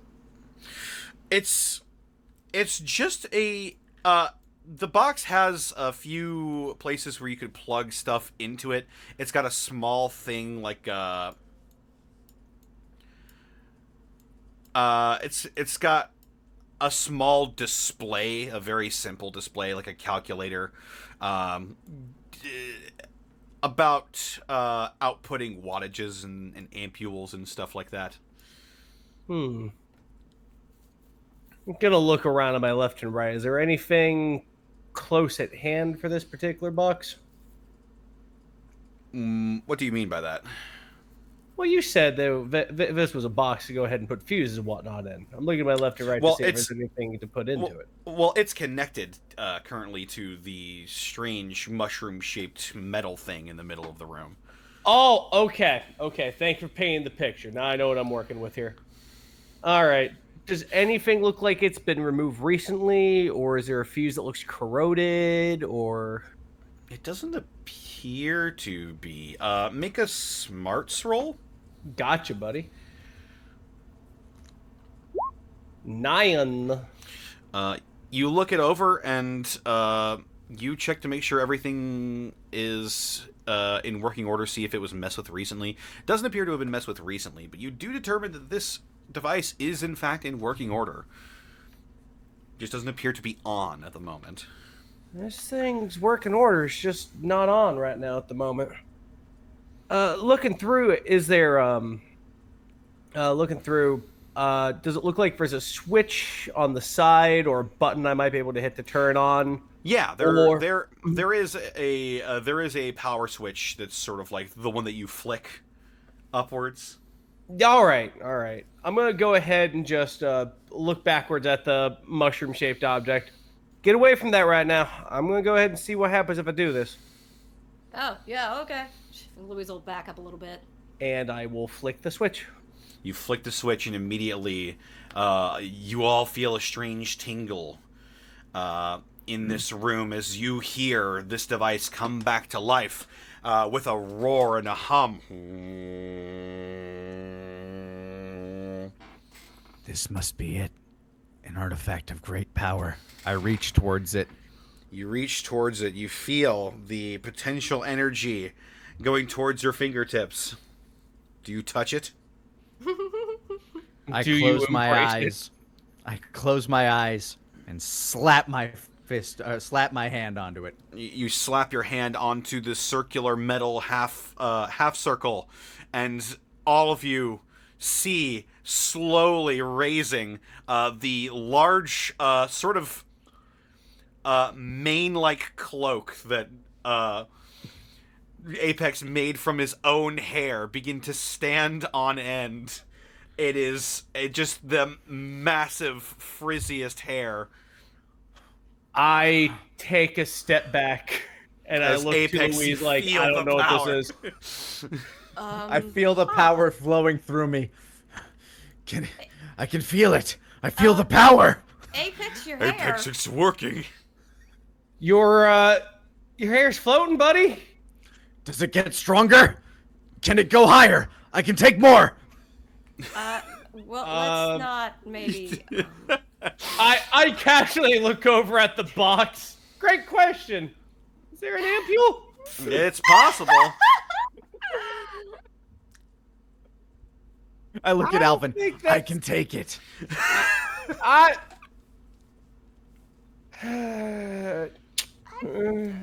I'm looking for some kind of regulator now, just on the box.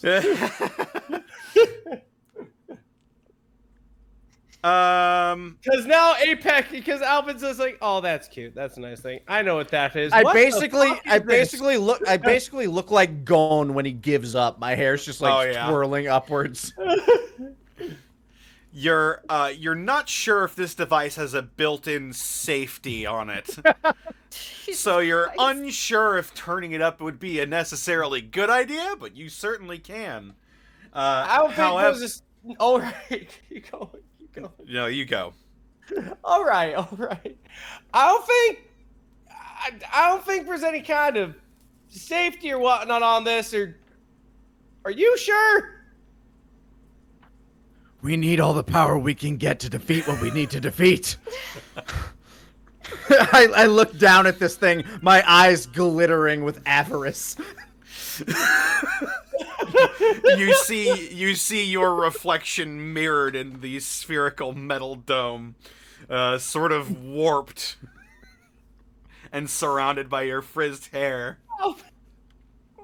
Alvin's gonna raise a hand to the regulator, then put a hand toward toward a screw to twist, and then he stops, looks over while it's humming, and go, Apex, what if this is a trial of the wizards and they want you to go ahead and fall into this trick? Roll a charm.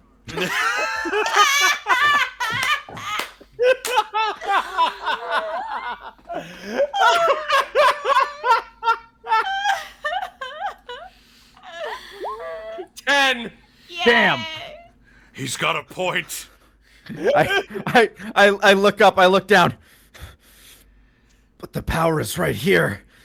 And then I look at my reflection, the look of desperation in my eyes, and I just hear in the back of my mind, you are failing yourself with a shortcut.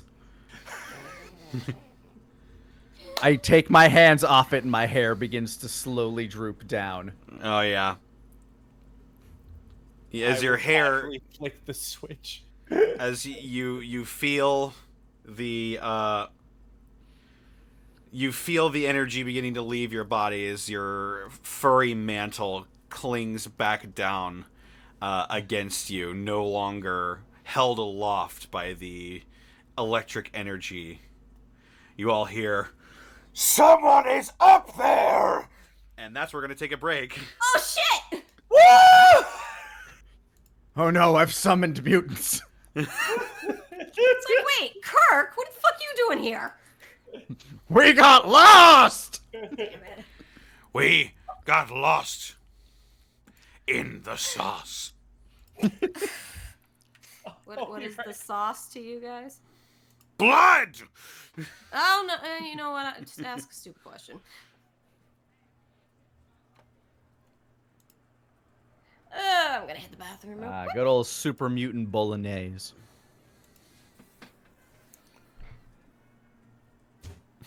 Mutant wizards. It's just fucking psyker orcs. I saw this video on Twitter the other day of just like some dude riding this massive motorcycle that needed one person on each handlebar to work. And just the caption was just "new orc vehicle just dropped." Here we go. This one's got a lot of room. Can't believe you're about to encounter the world's only weird boy.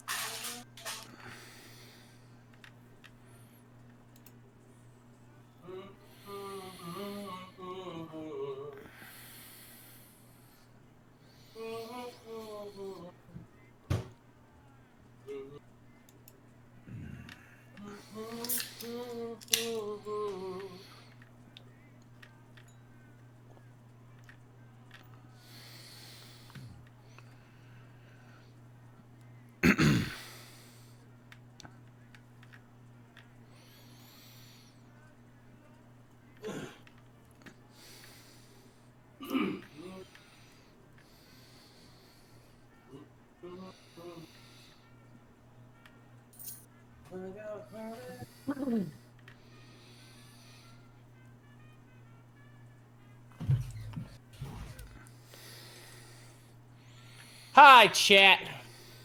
How y'all doing today? Hope you're having a good time. Hope you're having a good time during the break. Welcome to the Break Time Show.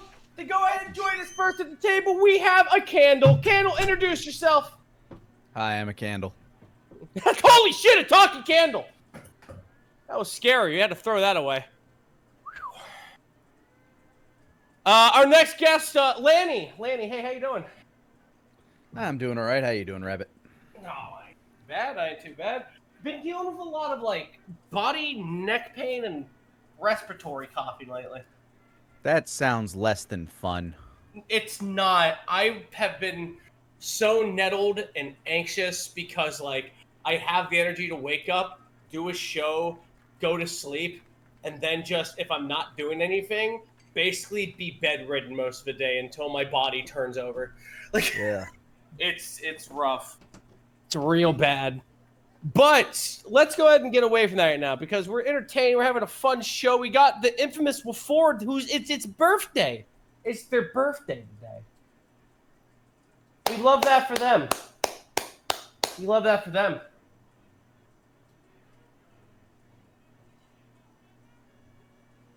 I do have something for you. An automaton. That's you.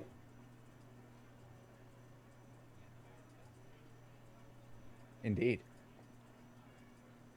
So what kind of fun stuff have you been up to? I saw you got your the lowest BMI you ever had, so that's sweet. Yeah. Congratulations on that, Pally. Thank you. Just been working out a lot. Ate a bit shittily today, but I think I deserve it after a little bit. Just gotta work it off. Just gotta work it off tomorrow. Everybody needs a day where they can have whatever. I mean, Dude, that's why ribs exist, right? It's true. For me, it's hot chicken and honey.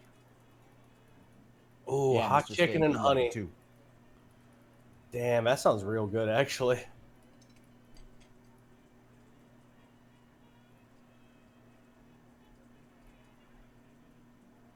Bum, bum, bum. Bum, bum, bum, bum.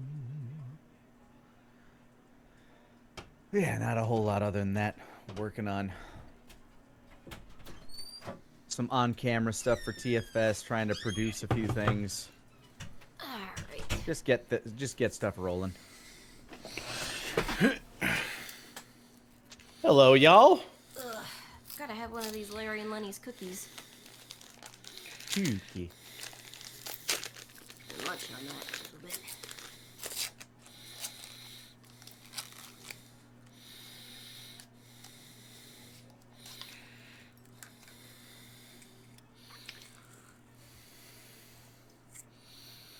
Oh, hi, chat.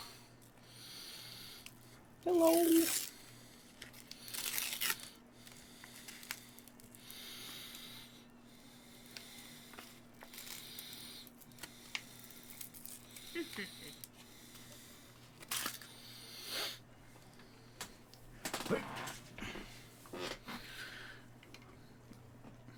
Well, it's okay. We're all crunching and munching at the moment. Mm-hmm. I'm just having a slurp. But it's break time.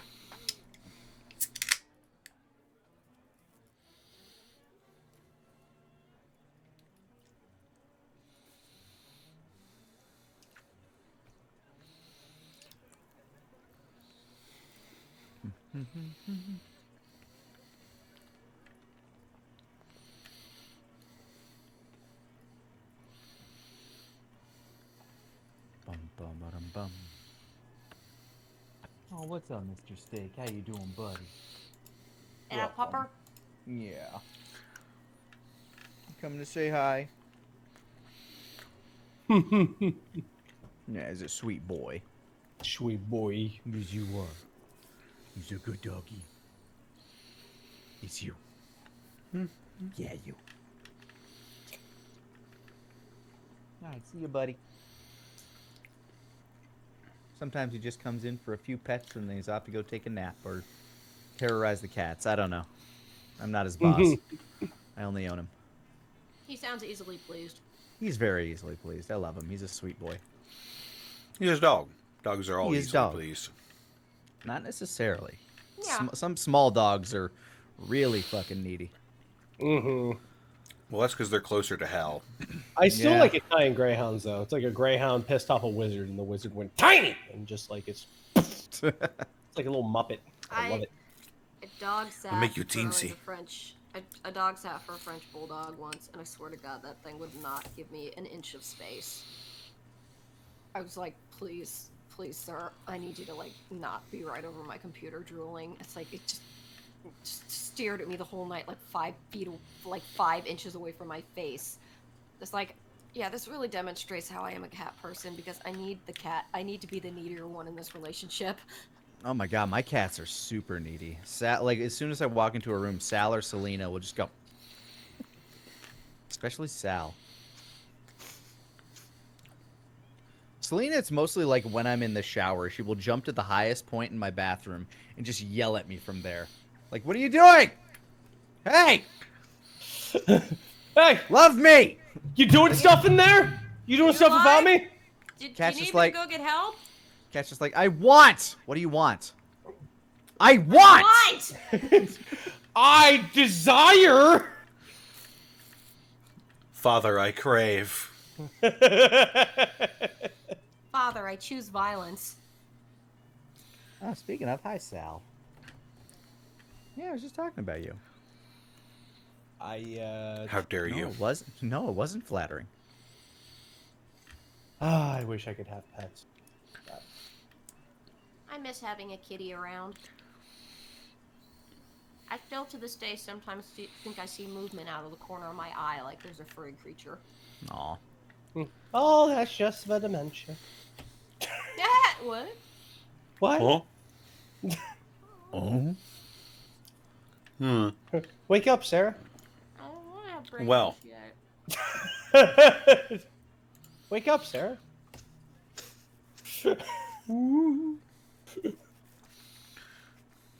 Talk to my therapist. I like, they keep saying wake up to me again. That is funny, Sarah. You should wake up. I'm sorry. I mean, you should really think about that some more. Let's do a dialogue on that. Wake up. The voices are back. Wake up, Now, Mr. Sarah, what have we said about the Freeman. voices? Wake up and smell the ashes. Check out these new Tims I've got, Mr. Freeman. Sam, Lita, please don't do that to me. Oh, need the suit. It's company property after all, but my Tims you may have as a gift. They are proprietary.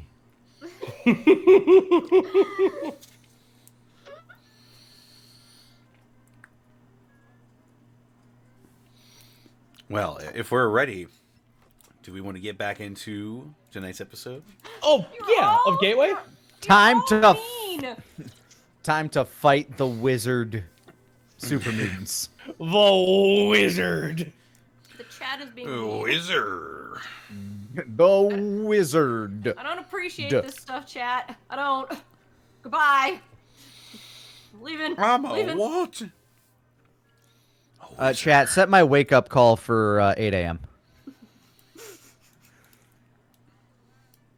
Alarm set for 8 p.m. Good enough. Alarm bypassed 99.7 times. Wake up.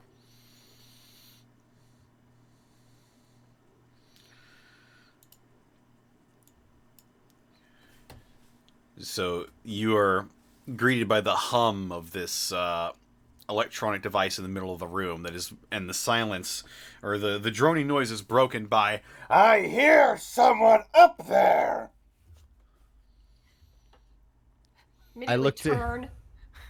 Yeah, turn to Johan. I didn't say it. I didn't think you did, but Am I crazy or does that sound like Kirk again? could also be Mott. Hang on. Goes over the metal ball, slaps her palm on it. your hair begins to rise. Just sort of does that profusely. I nod. Yes, do that. We'll need all the power we can get. Whoa. Just like takes it in for a minute, then puts her hand out, like, yep, tingly. Okay, yeah, let's go take care of this. Alvin is the last to leave, but before he leaves, he will very quickly slap his hand on the dome. And then leave. Apex looks to Alvin. You said you might be able to turn that thing up. Maybe, yeah. Entirely possible for the electronics that I have at my disposal. If we have to, we can lure them back here. Maybe they will fall for the trap. Oh, well. All right. But until then, Just Louise has this look on her face, like, oh no, let him cook. You hear stomping that is getting closer to you all. There's somewhere to hide. Up here, there's actually, it's small, tight corridors. There's not really a lot of places to hide. You could try, though. Looks back at the room with the big disco ball. Maybe we should go back in there and hide. Was there a place to hide in there, like behind the big metal thing, or? There was like a small desk that you could probably hide behind. Well, one person could. I don't know about me, Alvin, Well- Apex, and Johan. Yeah, given how this place is designed for children, you're not terribly sure. Can we pinpoint where we thought the voice was coming from? The voice is coming from the way you came. Let's go the opposite direction then. You are your position currently, you are up a few flights of stairs, and you're in an area, and the only door is the one you came through. Huh. I see. Looks to Apex and Alvin. What do you think? What are our marching orders here? Apex is cracking his neck and looking at his hands. You remember the tingle, the power, the bubble. The power in my body is channeling me. I think we have to test our new abilities. Alvin looks slightly worried, but he puts his hands in his death claws and cracks his neck. All right. Oh boy. Gets out her shotgun, cocks it. If anything, we should try to get the jump on him. These corridors are tight, so we might be able to go ahead and have more mobility in here than they would. Do you think we should go back in that room, see if they come in, and we can maybe get them jump on them that way? Apex tries to think about what everybody's saying, and then he looks to Johan. Do you want to try to talk to them first? He shifts a bit uncomfortably. I could.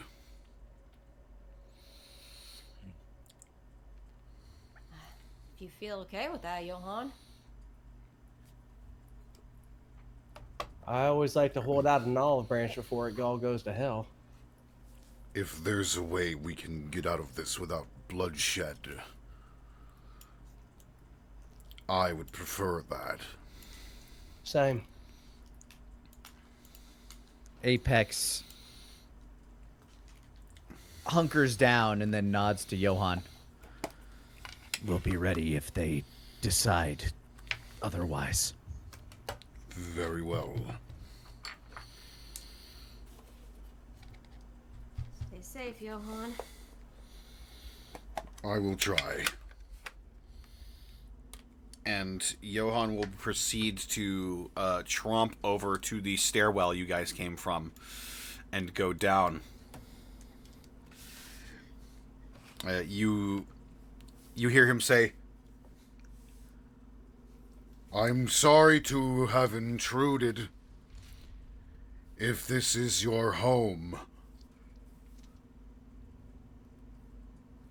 I am Johan. It is nice to meet you.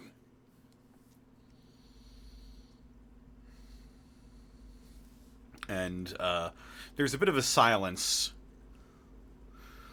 And you hear a response that's a bit muffled. What are you? You talk like a human, but different. I am a super mutant like you.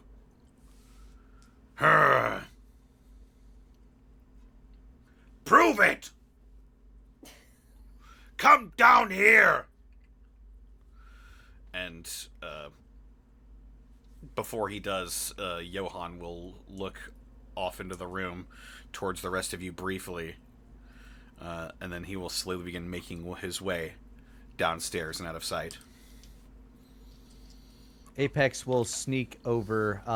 This isn't the room with the slide, is it? The stairwell is the room with the slide, so yes. Okay. I will start creeping over towards the slide. If that's not in visual line of the other super mutants. The stairs round the corner, so you would not be able to see the other super mutants. So yes, Louise, you can do this. Louise will go for the stairs, like not go down, but sort of position herself about the spot they start to go down, just so she can listen a bit better. Okay. I'll position myself closer to the slide. I'll slide down after Apex does. If you guys are trying to get close enough to listen, I'm going to need you to make wits rolls. Gotcha. Grabushka! That's a 10. That's an 11. Very nice. 8. Yeah. you are pretty used to staying out of things, sights, and hearing radiuses at this point. So you quite expertly manage to keep yourselves hidden as you listen in. I don't want to fight. I was just exploring. You, super mutant, don't want to fight? Ha! Then you are a coward! I just want to explore. Explore? This is our lair. Does not belong to you. They're the wizards. Or they moved in after the wizards.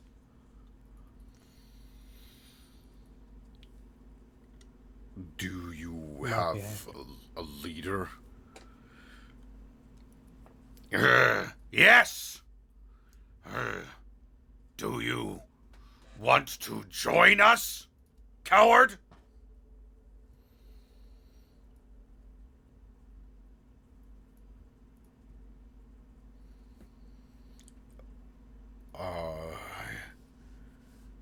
I just want to talk. Ha! Humans are the ones who talk. We super mutants.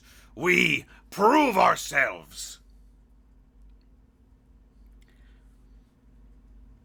If you want to talk to our leader, you must prove yourself. Yes.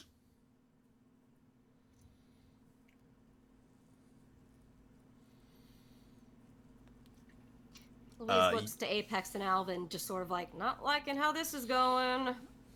I look to Apex and nod. Hold up my left hand in the power fist. Apex nods, but he kind of like holds up his hand for a second, just waiting to see if Johan will turn this around or waiting to get any more bits of information. You hear sort of panicked breathing that seems to be coming from Johan. I don't want to hurt you. I'm not giving you a choice, coward. And you hear a crack of a fist meeting bone. I Louise is immediately moving. slide down the slide, yeah. Yep.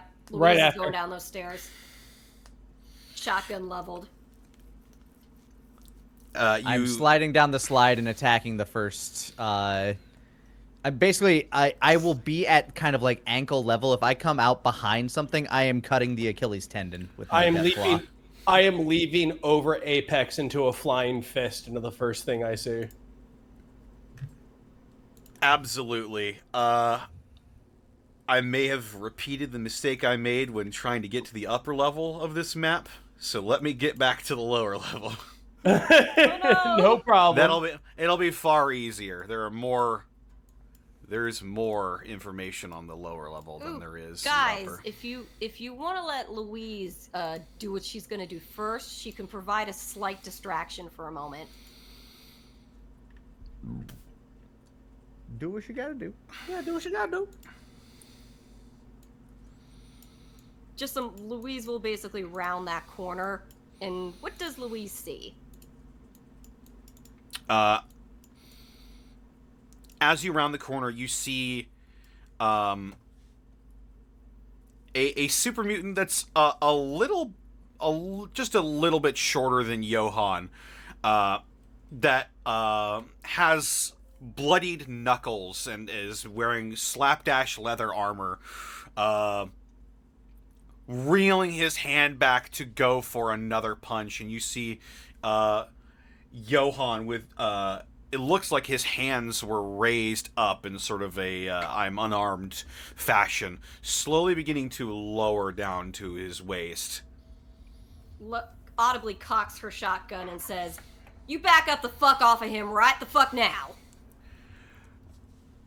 The super mutant pauses mid reeling back to strike Johann again.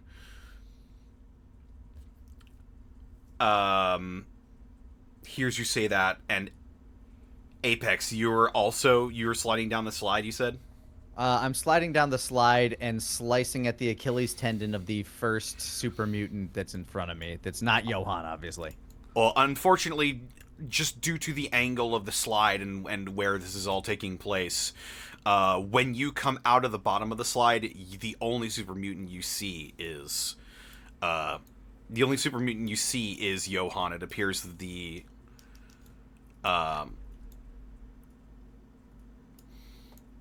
Here, I'll give you a visual. That'll help. Yay.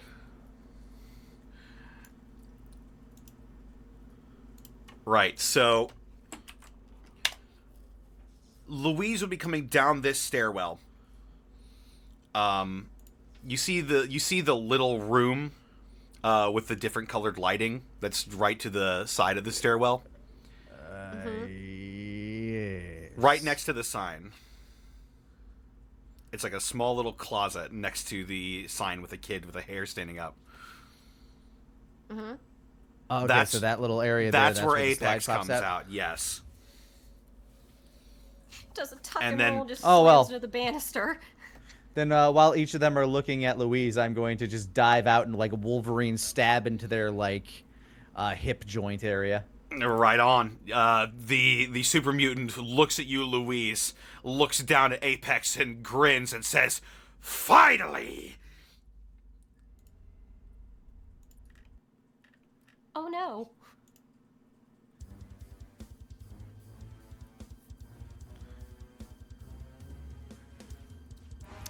And so I had not tested my strength against a super mutant yet, so I'm going to like kind of like swing around while it's distracted and like try to dig the Deathclaw gauntlet into that wiry tendon behind your knee. I'm gonna try to sever that. Alrighty. That'd be a body roll. That would indeed. Boo! That's a 12. That's a 12, yeah. Not used to your speed, you duck around behind the back of the super mutant's legs and you drag that primary finger of the Deathclaw gauntlet across the back of his knees and you feel his knee begin to buckle. He goes, "Ah! Yes! Oh, feisty human! You will make a good blood bag."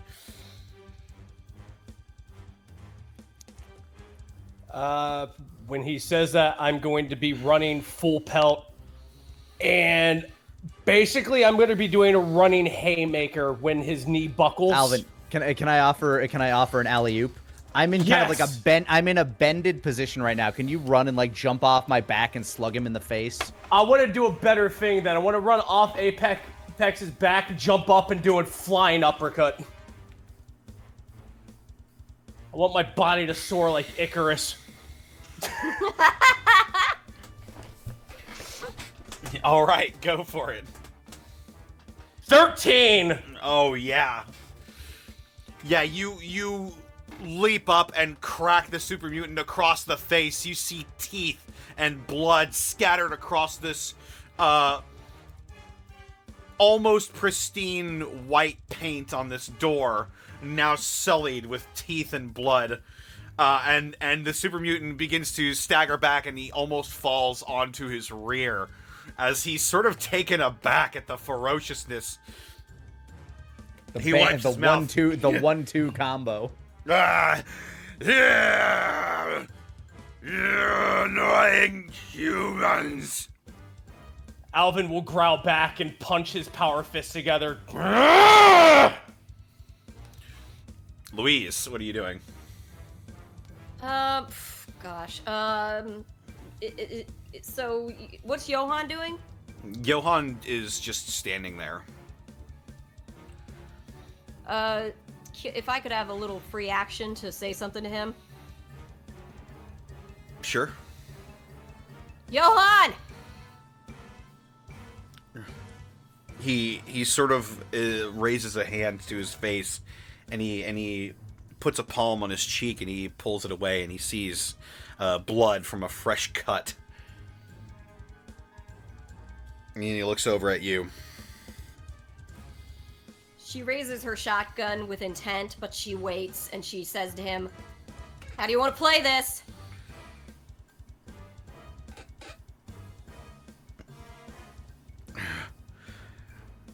He looks a bit panicked, and he looks to Alvin and Apex and the super mutant on the floor, and he starts breathing heavily. He says, "I don't know." Shit.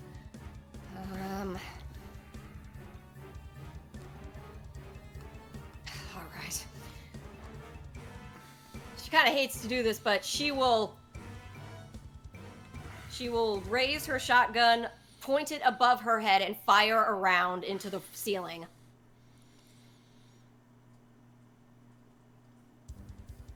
Okay, what's your intent with that? I want to see if I can get all three of them to stop for a second. Yeah, Apex would turn and look. Oh yeah, I would too. Seeing no pellets pierce the flesh of this guy, like, uh-oh, what'd she hit? It ricocheted weird again.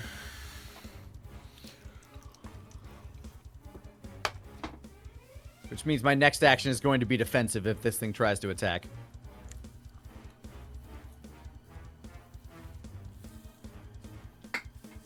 Okay, so you're trying to get Alvin's and Apex's attention.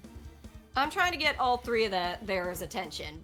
The new super mutant included.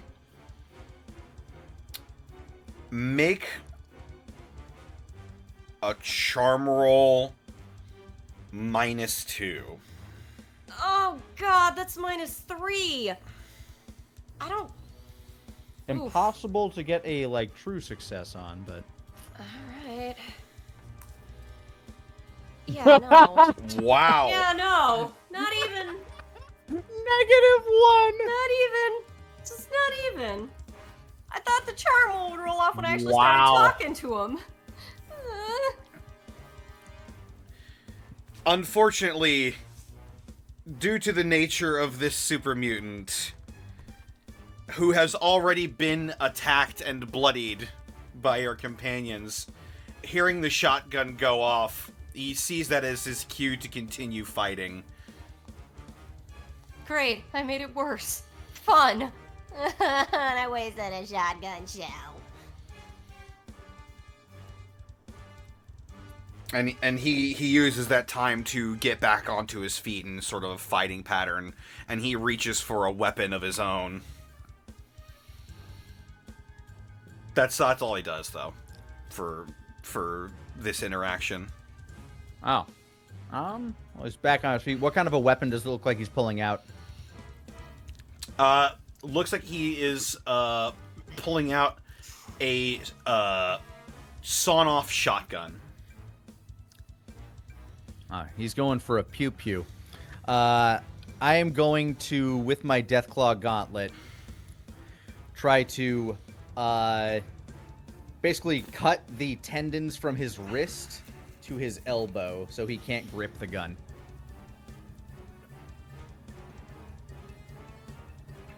Right on. Is your intent lethal here? I should preface. I'm disarming him essentially. Like it sounds like Johan may want more of a chance to talk to this guy. I'm going at it Ivan Drago style. If he dies, he dies. I'm not fucking around, but I'm gonna see like this has two parts to Apex. One, can I disarm one of these things and neutralize it without killing it? And two, what kind of weapons does it have in its repertoire? Mm-hmm. I'm basically scoping out weak points and seeing if it has similar weak points to humans, just on a larger scale. So yeah, I'm cutting those tendons. Not necessarily intending to kill, but if he dies through to blood loss, that's on him. Oh, also, just because he didn't take his own turn, Johan will simply look over the situation. He'll look to the super mutant. He'll just whisper, "Stop." But the words don't seem to reach him. Slicey dicey. That's a 12. Oh yeah. So your intent here is to disarm him as well? Maybe literally, because I'm just going at his forearm with as many of these claws as I can and just dragging it upward towards his elbow. Oh yeah, definitely. You sort of butterfly his arm as you drag the Deathclaw gauntlet up his arm. You see skin and muscle now beginning to leak blood all over the floor. He obviously drops the shotgun, and he staggers back. I swing my claw up and just kind of like strike a pose as Alvin does whatever he's about to do.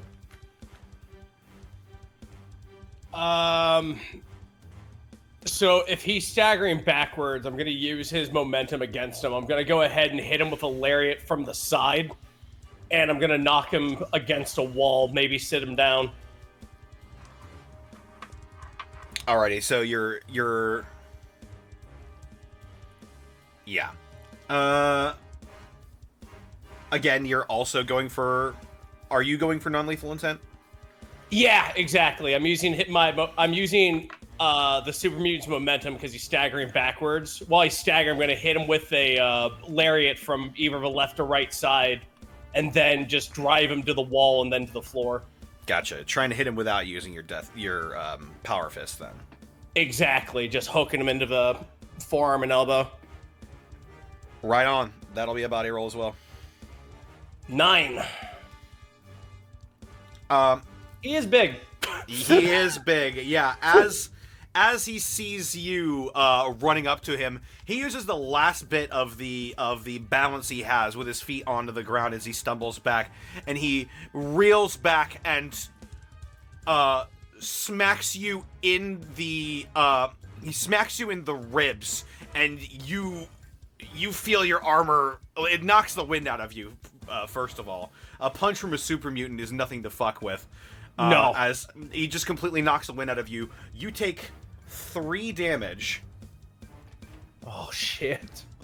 However, you do regain your balance, and you smack your forearm into the super mutant, and you cause his head to go colliding into the wall, where he slumps down onto the floor, bleeding but unconscious. God! Oh, damn it, that hurt. Goes I Alvin was right next to him. I was gonna offer him a hand. yeah, like sort of does that too, and like just like sort of rubs circles on his back, be like, "Come on, Urshan, breathe, just breathe."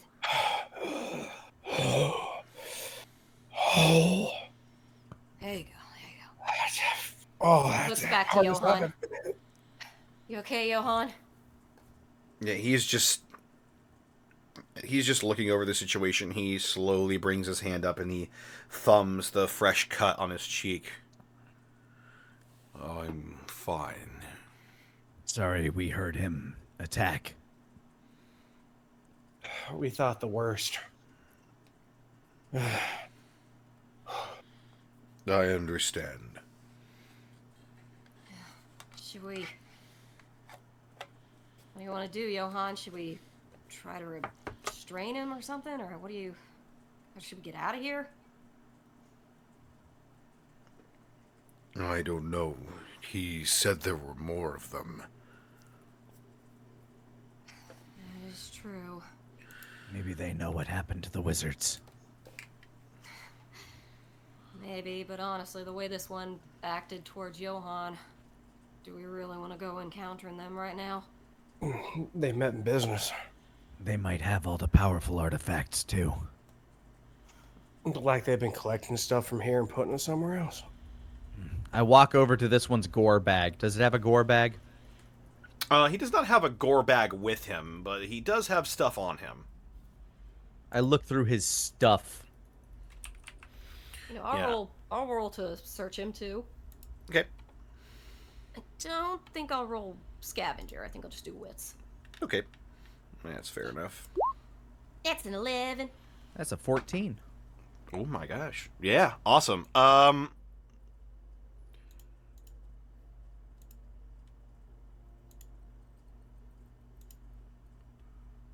what you find on him,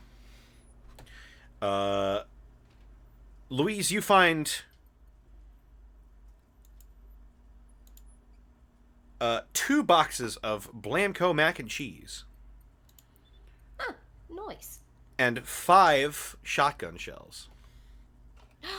Yay! Gun food.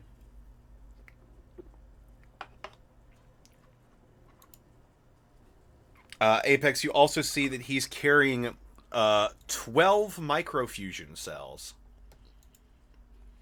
That's Wow. that's plasma rifle ammo, if I'm correct. I believe so. I think it might be energy. Well, plasma is energy. Not. I mean, they're kind of different in this game, but They are. The plasma rifles shoot sludge. yeah. As I'm looking through his pockets, I see something shiny and blue for a moment. I'm like, oh, and then I'm like, oh no, it's just technology. Apex, that ain't stupid. Well, we should take that. Yeah, we'll take it. It's just stupid technology. It's like stupid. I wanted magic gems. Do I find anything else, or is it just the fusion cells, microfusion cells? It's just the fusion cells. Also, notably, actually, plasma weapons take a different kind of. They take a different kind of ammunition, known as plasma cartridges. Microfusion that's cells right. actually power energy weapons like laser There weapons. we go. Okay. The opposite of what Apex needs. I put him in my fanny pack. You put them away, and What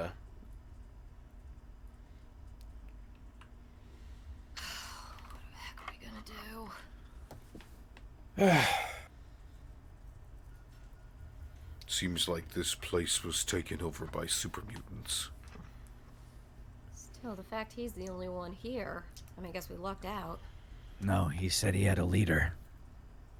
Well, I mean, like, in the building, I guess, or maybe they're somewhere in here. If they're anything like White Razors, I'm guessing he's probably a Ford. Somebody they send out to scope out the area and make sure the joint's clear. Yeah, we can't stay long. Maybe, I don't know, Johan, maybe we could hide somewhere and wait for him to wake up, and then if we hide well enough he doesn't know we're here, we could just follow him where he goes. To One of what them, end? yeah, one of them just try to go ahead and incite some real big violence. Apex stands up over the body. Well, the unconscious body, but body nonetheless. We can't hide from them forever. We're going to say have to wanted to- check out that vault at some point. The more we know about these people, the better. And you did say you wanted to talk to the leader of them, Johan. Well, what you play here, Johan? I'll stick by you. I don't know if the rest of them are going to be as unreasonable as this one. Well, yeah. Only Not one way everybody's to the same know. way whole way down.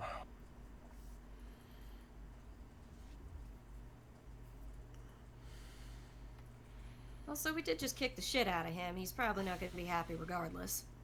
That was one, and that thing was on his last leg, went ahead and punched me, and it still felt like a raging Brahmin.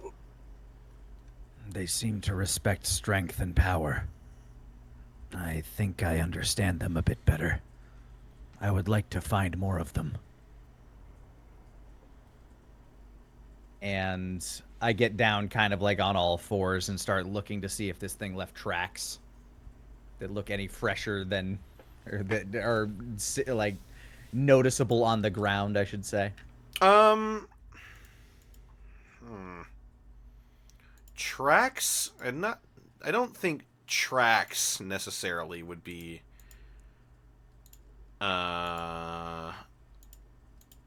accurate to say what is happening with my... Sorry, one moment. Oh, that's all good.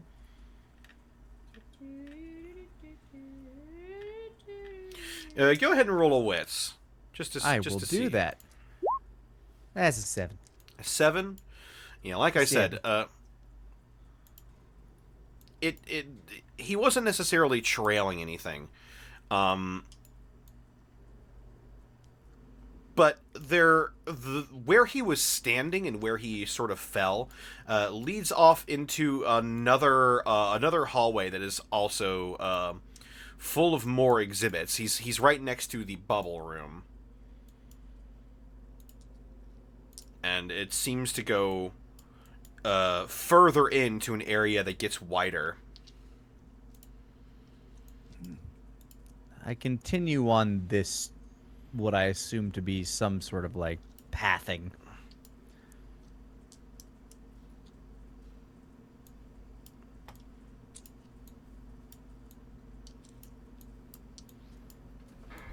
You walk through into this larger area, and you see a startling sight at first.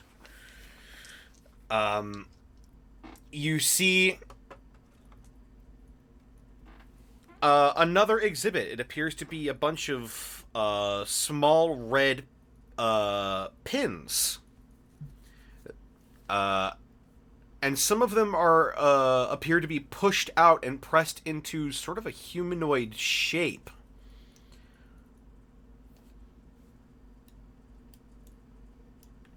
As you see sort of like a humanoid silhouette of what looks to be a woman wearing pre-war clothing, making a funny face. However, impressioned right next to it appears to be a very different form. It appears to be that of an older man, his hands pressed into this, making an impression of a palm print that is missing a few fingers and a face that is contorted in agony. Uh-uh. I think we're getting closer. That's definitely Yeah. a little disturbing. I'm gonna arm up if it's all the same to you. No, I'm with you with that. Gets her shotgun up again. Apex does a couple of like shoulder rotations, and then he looks to Johan. We'll play it how you want to play it. If they respect strength, I guess we'll just have to show it. And he grabs this barbell and he hoists it up onto his shoulder. Apex smiles. He doesn't appear to be happy, but he nods at you.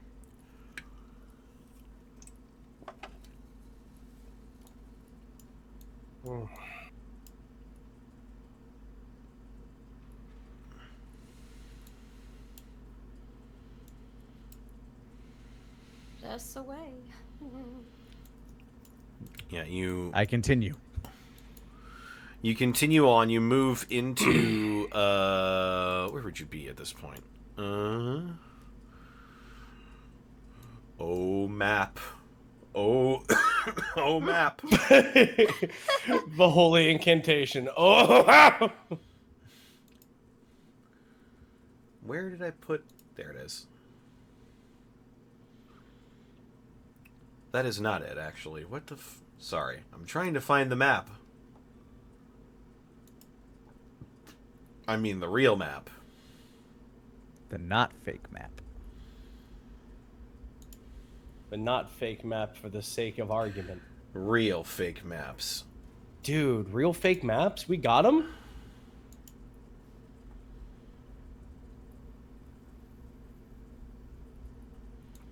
This is it. Alright.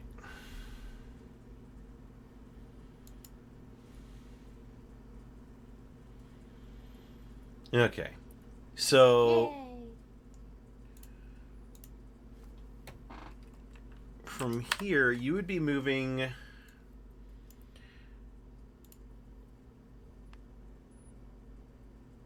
a bit further downwards.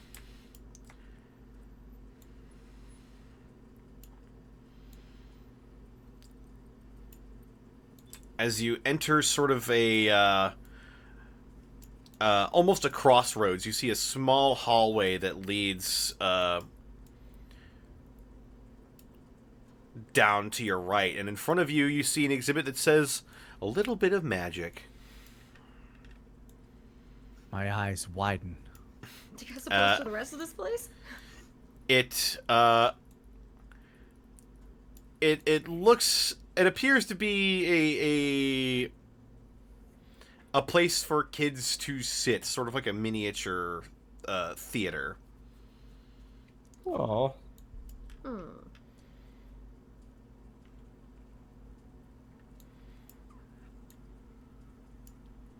Do not worry about the scream. Yeah, I was like, Or maybe worry about the scream. wait, do we? Nah. Do we worry? Yeah, I would worry about the scream. Do we Look, worry about look. the scream? Hi, Nah. hi. General human reaction here. A scream? Yeah. What's that? Quick question. What? Huh? Was that real or was that this- soundtrack? This Yes. area appears to be specifically designed for especially young children. So it is quite small. Off to the left, you see another slide and staircase combination. Off to your right, and to your left, you see a set of stairs that go slightly upwards, that appear to go into another designated exhibit room.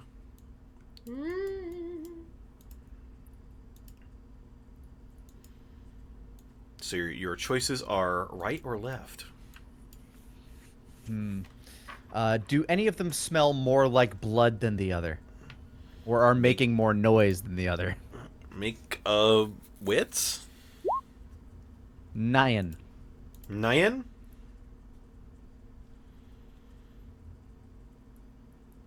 You do detect a little bit of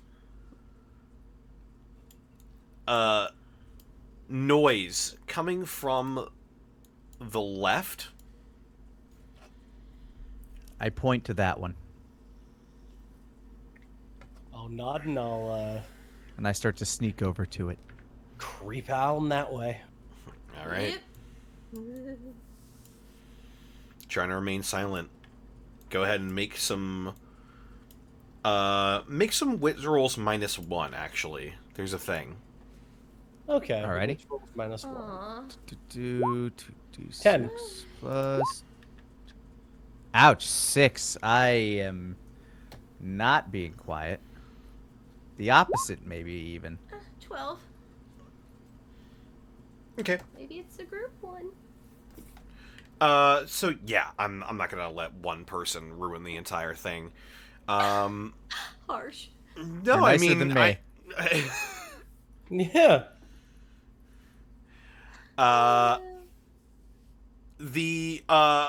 You begin to creep forward. However, Apex, just due to the nature of how big your hairy mantle is on your back, it snags on something, and you hear a slight ding, ding, ding, ding behind you. And if you look backwards, it appears that a bit of your clothing has snagged on a piece of string that is connected to a series of bells. Oh, fuck. They got us. No, these could just be how you call a bunch of rad cats. Come here, kitty. Kitty, kitty! Come here. Who's my fluffy little boy? I fucking love Garfield. You don't hear anything else after that, and you make sure to unhook yourself from the string, and You're not sure if anybody heard that?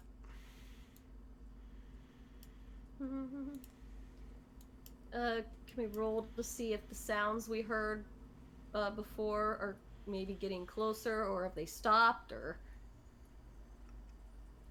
Yeah, that could be another wits. Regular wits? Yeah, this will just be a regular wits. That's 10. So, 9. Yeah, with you, nervous countdown. all of you, after that, just trying to stay as silent as possible. You,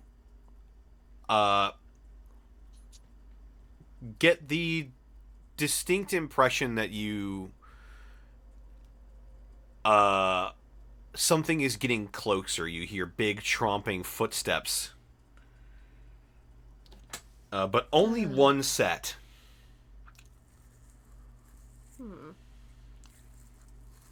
Looks to Johan. How's Johan doing with these bells, by the way? Yeah. They simply refuse to ring around him. They're See afraid how- of him. Let's see how he did. About as well as you, Apex. Let's... Not great. Given his larger form, he definitely also would have accidentally the bells as well. So it was sort of both of you in tandem that accidentally snagged on it. Looks to Johan as the footsteps start getting closer. Johan, I really don't want to have to shoot one of your friends, but if it gets bad enough, I may have to.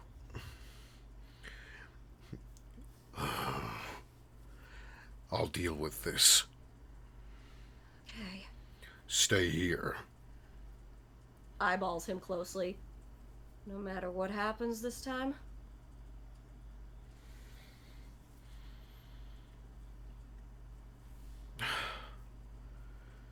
No matter what happens, Alright. I'll be fine. And you see Johan come out from your sort of group hiding spot and begin to walk into this area with a bunch of children's toys and play areas. And he rounds a corner. And you hear another voice. You! What are you doing here? I don't recognize you. And Johan doesn't say anything for a little bit. You just hear footsteps slowly getting quieter. What do you want? And then you hear Johan's footsteps stop, and he says, "Take me to your leader." And and you hear a crack of a fist making contact with bone. And you hear a little bit of glass shattering as well, as you hear a body slump up against a railing of some sort. Apex nods. Solka. What? Take me to your leader. And you hear another crack across the face, and a brief scuffle ensues. And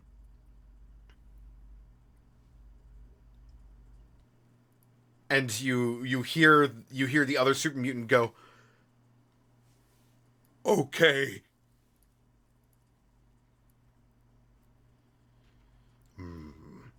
Good. I have friends. They are humans. Don't shoot them. Okay. and you hear a grunt of effort from Johan. Come on. Apex walks out calmly. As you walk out, you see a sort of a small little play area for especially young children. that appears to have well withstood the test of time, actually. It's still quite colorful. It's mostly intact. I say mostly because it appears there has been a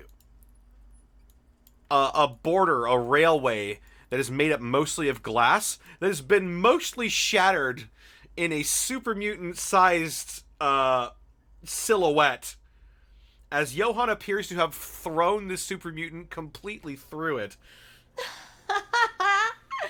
Nice. Apex admires the handiwork. Alvin comes out, just rubbing the back of his head.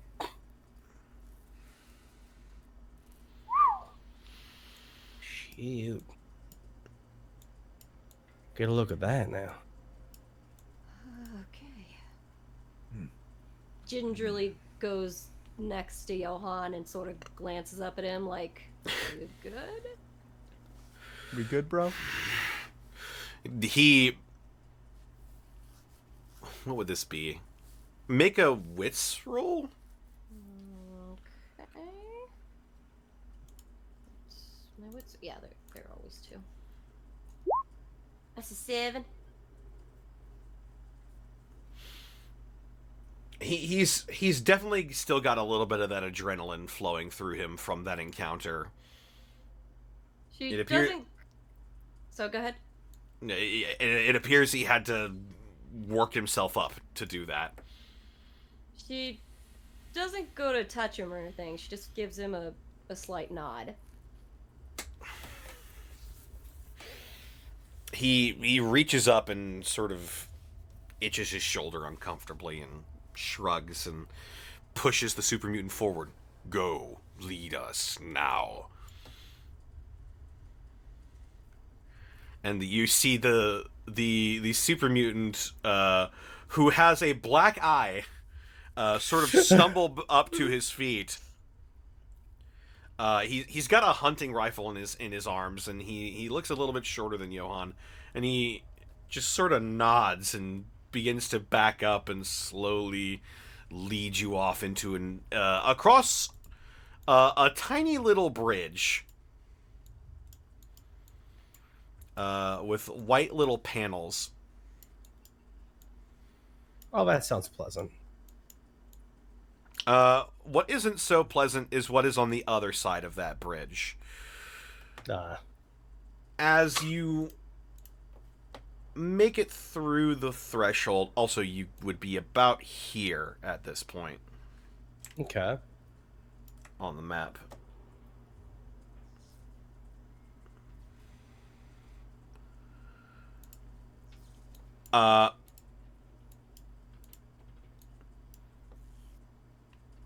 You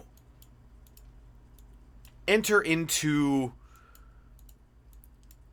a strange sight, to say the least, as if any of you would be familiar with the usual trappings of a super mutant den, it would be spot on, save for the fact that it is set up entirely in what looks like a small pre-war village that is entirely enclosed. You see gore bags hanging from the ceiling of this place. You see spatters of blood and viscera in random splotches around here. You see what looks to be a small, almost looks to be a glass facsimile of a lake that runs through the floor of this large room, except the water has been replaced entirely with blood. Ugh. Holy shit. You see a That's fucking awesome. Where did they get it? Oh, it's fucking brutal. I want. It's really awesome. Guys, we're gonna get a blood fountain right now. So you'll do it. You see a approximation of an old what once was a like a play market for children with complete with plastic food that's hard to recognize, as you've not really seen a lot of pre-war food that wasn't full of preservatives. It just appears to be a miniature village set up inside of this building. And standing in sort of like a indoor treehouse sort of deal, you hear a booming voice. "What's happening out there?"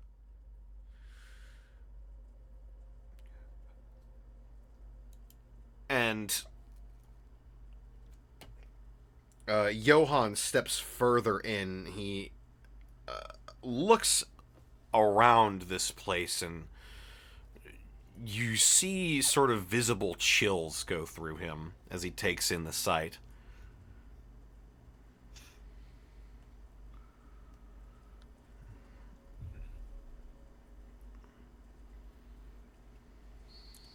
I continue to let Johann take the lead as I observe everything around us.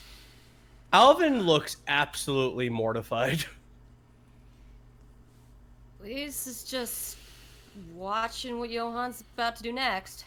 Apex is too fantasy prone to be horrified by what he's seeing. Yeah, no, Johann took a back seat in Alvin's head. He just walked into the Silent Hill room. Nope, not liking this. Is there like a blood over there? That ain't natural. Apex is just thinking some magic went really wrong out here. But you know what? I'm glad Apex is having a good time. You're walking through the blood fountain, just yay. God, it's a blood. God, it's the train meme. You're smiling, looking out at the fucking blood fountain. I'm staring at the blood fountain. It Grimacing. absolutely is. The blood magic here went horribly wrong. I would be better at it. I'm gonna be The crushing blood the man. face and that into a gore bag. Sanguimancy. Spell that. No. Johann steps further into this room and says, "Do you run this place?" The super mutant, as of yet unseen, sort of scoffs. Ha! And you hear footsteps tromping down a staircase as you see a super mutant that is even larger than Johann, actually, begin to slowly make his way down these stairs. He's wearing a set of shoulder guards that appear to be made of discarded tires. He's got leathers that are adorned with spikes and such coming down. His fingers are caked with blood and gore, and he's just got all of the imposing gravitas of a super mutant overlord. Is he wielding any magic staves? Oh my god. Other than the shotgun he wields in his hands, he does not appear to be wielding anything. It's a Apex. staff of blasting. Yeah, of course. Apex at first is like the size of that lad, and then is immediately like, oh, he's just got a gun. They all like their shotguns.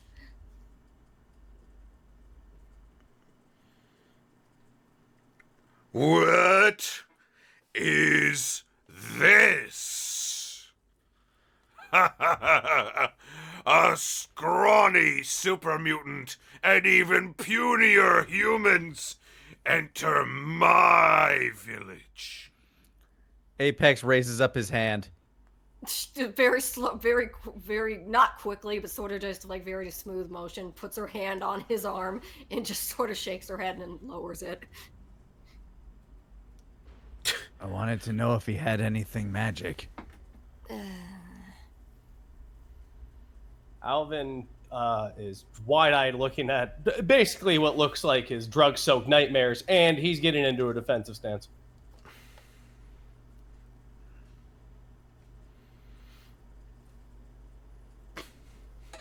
Apex cracks his neck. Yes? Do you have any magic items? Artifacts?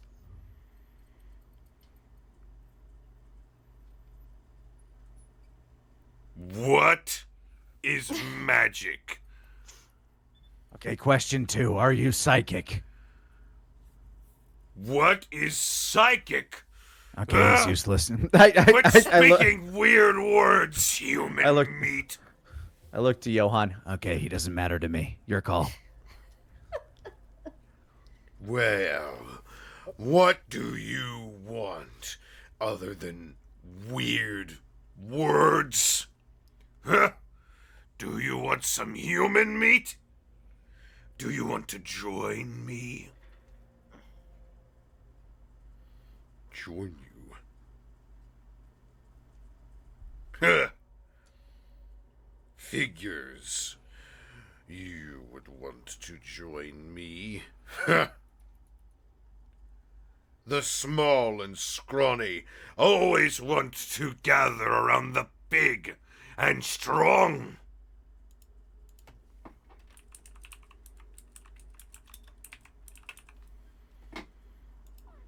Well then, you've made it to me.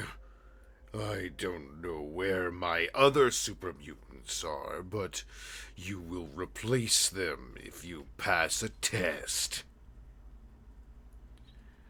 We knocked out one of them. The other one... Just goes and like covers the mouth of his mask like. I look at her like, what? Just like look at it, just like please. Guys, this is seriously bad. Let Johan do what he's doing. He's only Apex just kind of crouches down. He's only slightly bigger than the other ones. Not really the point right now. They respect power. If we knocked them out, then you would have to respect that. Yeah, but I mean, again, let's let Johan finish what he's gonna do. I'm tired of having no agency. No agency, says the man who skipped the tutorial.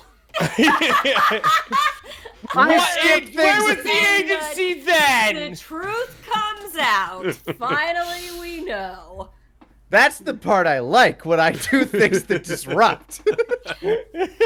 When I'm disrupted, I don't like it. Connor, after that first session with a fucking bonfire out in his backyard, just tearing pages out of a notebook, sobbing as he burns them one by one. No, I just imagine he's just out in the woods just going, shit! Fuck! Apex sits and wait. He sits on his leash. If you want to join Magruder, then you will prove yourself. And he walks back up his stairs, and you hear from up there, no, please don't. As he exerts some effort, and he comes back down the stairs.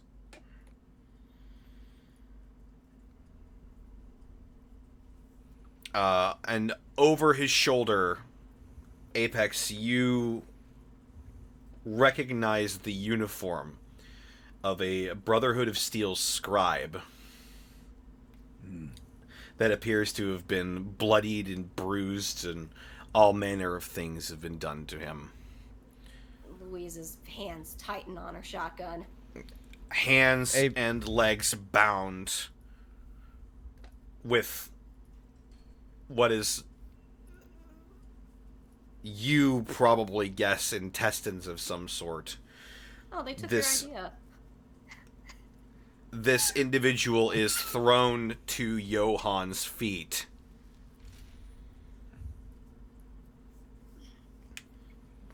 Should have patented it when I had the chance. Sacrifice this one to me. and Magruder will accept you into his service.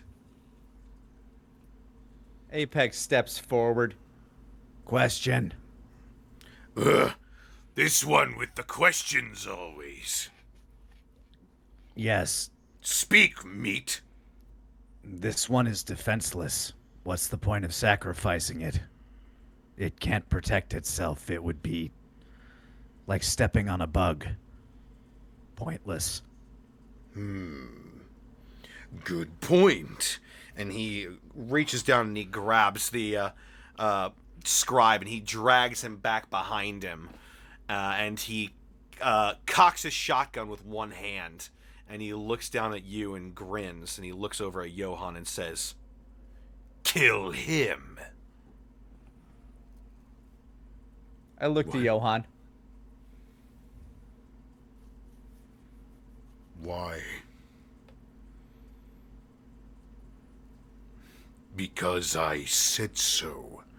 And because I am the biggest and the strongest super mutant here. It's because will he's do afraid he can't. It's because he's afraid he can't kill me himself. I get it. Louise's mouth Just scratches the back of my neck casually. Despite the horrors before Alvin, he's going to snicker at that. Like, I'm really scared, but god damn it, that's funny. Louise doesn't even know where this is going anymore. She's just like, I don't... fuck. I sniff my finger. Set it down by my side. This individual looks between you all for a moment.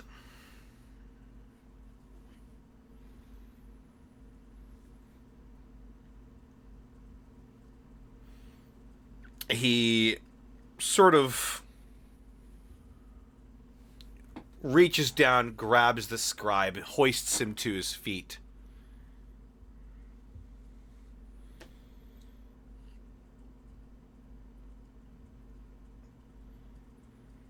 He looks down at him, looks over at you, Apex, looks up at Johann. Apex stares at him. He rips the intestines that are binding him off. He places his shotgun into the scribe's hands. He spins him around and pushes him forward. Kill him and you're free. And that's where we'll end the session. Oh, shit. Woo! Ooh. Believe it or not, this is going as I planned. Is it?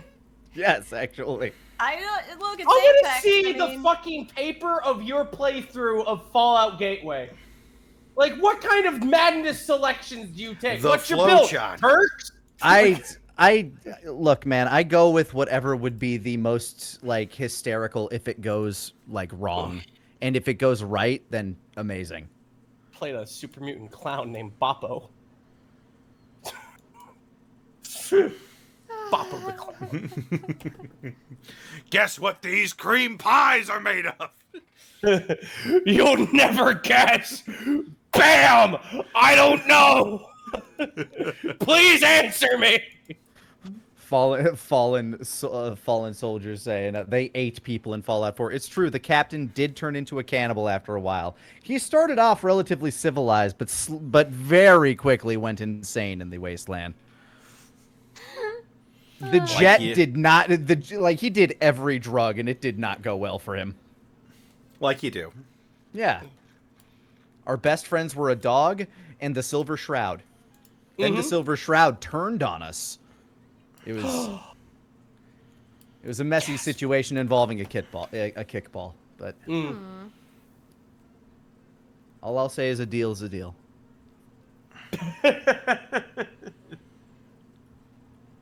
Very true. Very true. If you know, you know. Killed his son at first sight? Yes.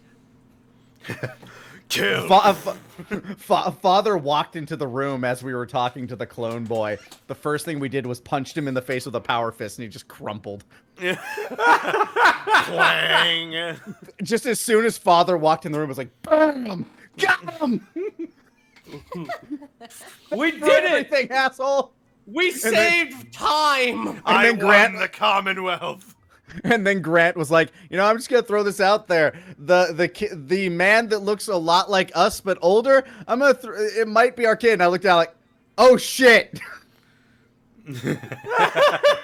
I killed my own son. Well, with that, Harrowing.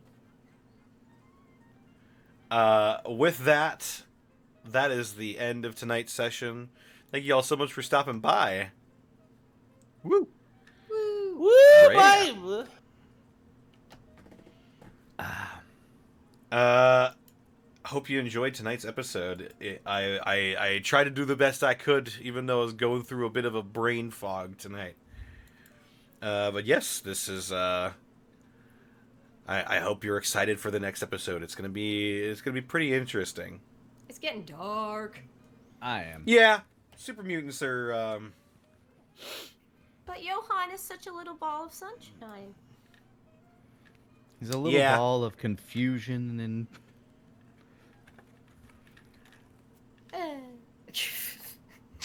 Yeah. Trail off. Either way. Well, there's many things above the confusion. Oh yes. Either way, Well, we'll Apex figure- has known that this has been coming. He's gonna need to know how to fight super mutants. Alvin is terrified to fight super mutants. And if this guy's hiding any magical artifacts, we must know. There's a reason, even while he was just making his own mark and whatnot, and even when he was part of the White Razors, a golden rule he and Jet always had was, if it's green and over 7 feet tall, let's not fight that, huh? Let's just wait for it to leave. Like, It's like, we ain't that desperate. I know we're raiders, but, nope. Not that. I know we're raiders, but Screamin' Jim went to go ahead and fight one, survived. Don't know how. We call him Mumbling Jim now, on the part he don't got no jawbone anymore. Doesn't really even mumble. He just goes. Yeah, we had to put him down eventually. It was getting real bad. Well. Thank y'all for stopping by. Let's go ahead and do our outros, starting with Lanny. Where can they find you? What are you up to? Yeah. Find me all over the internet at Lanny Pator. Don't forget to check out the Team 4-star Dragon Ball Z abridged creator commentary stuff that we're doing. It's fun. We're up to episode 49, which means next one is Vegeta's big episode. Should be a fun time. Beyond that, gonna be playing some Pikmin tomorrow. Maybe finishing it off. Who knows? I need to save my dog. He's a sweet boy who looks so fluffy and mushy. He's a good boy. He is.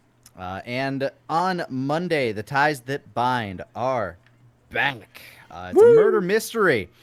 Will our intrepid heroes be able to get to the bottom of it? Or will Nara and a Rakshasa slaughter everything in their path? Hard to say. Tune in on Monday to find out who done it. Who did do it, done it? I don't know. Honestly, they might not solve it in time, but there are time-based things that will happen if they don't solve it. Here's hoping this investigation goes better than the last murder mystery we went on. Last one, you still ended up solving it, and it could have gone worse. Well, my cousin died. Yeah. Yeah. Well, yeah. Monday. Woo! Monday, baby. Up next is Rabbit. Where can they find you, and what are you up to? Hi, hello, hi. I'm Rabbit. I'm a writer and I'm a comedian. You can find me on Twitch, Twitter, and YouTube. Plying my trade in voice acting in the wonderful world of streaming at twitch.tv/Hey Mr. Rabbit, where I stream Monday, Tuesday, Thursday, and Friday. There's some other days I stream as well, but those are the 4 main ones. I stream horror games, I stream RPGs, and I stream retro games. Those are kind of like my 3 favorite thingies. I have been known to be funny a time or two, so if you want to go ahead and just hear, if you just want to go ahead and hear Pop just tell us dum-dum stories, twitch.tv/Hey Mr. Rabbit, and I will be your erstwhile listening companion while playing horror games, RPGs, and retro games. There's me. Right on. We've got Sarah. Where can they find you? What are you up to? I'm on Twitter and YouTube at Sarah with an H and with an E. Willie. Yeah, suppose we'll be back next week, and Thursday we'll do more spoops with Rabbit. Yeah. At the moment, not too much to talk about, just working as I work.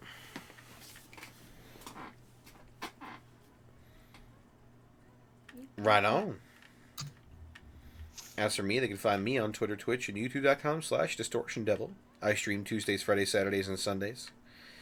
Tomorrow we're going to be playing some more Deus Ex Human Revolution, and I'm very excited.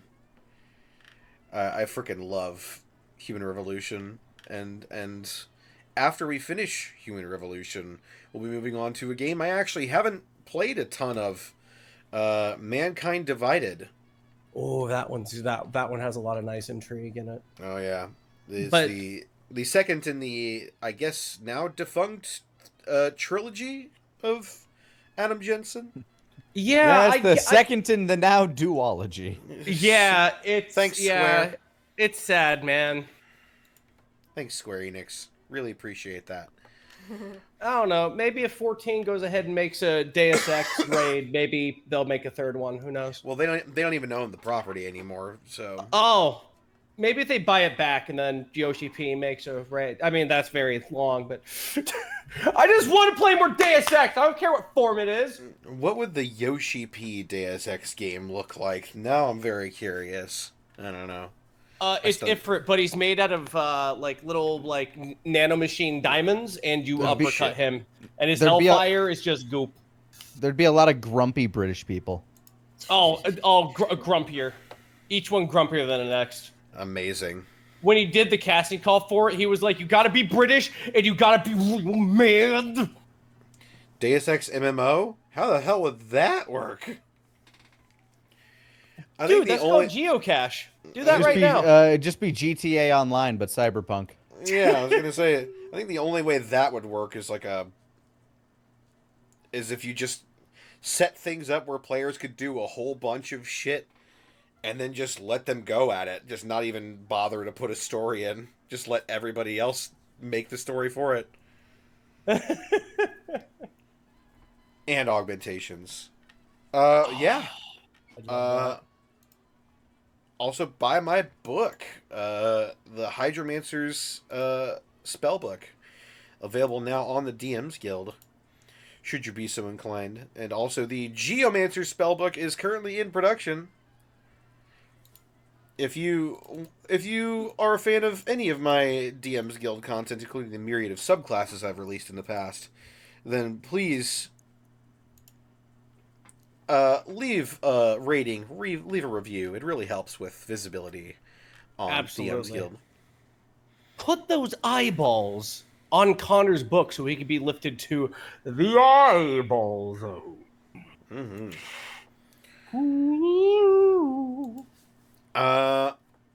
With that, this episode was brought to you in part by Die Hard Dice. Die Hard Dice!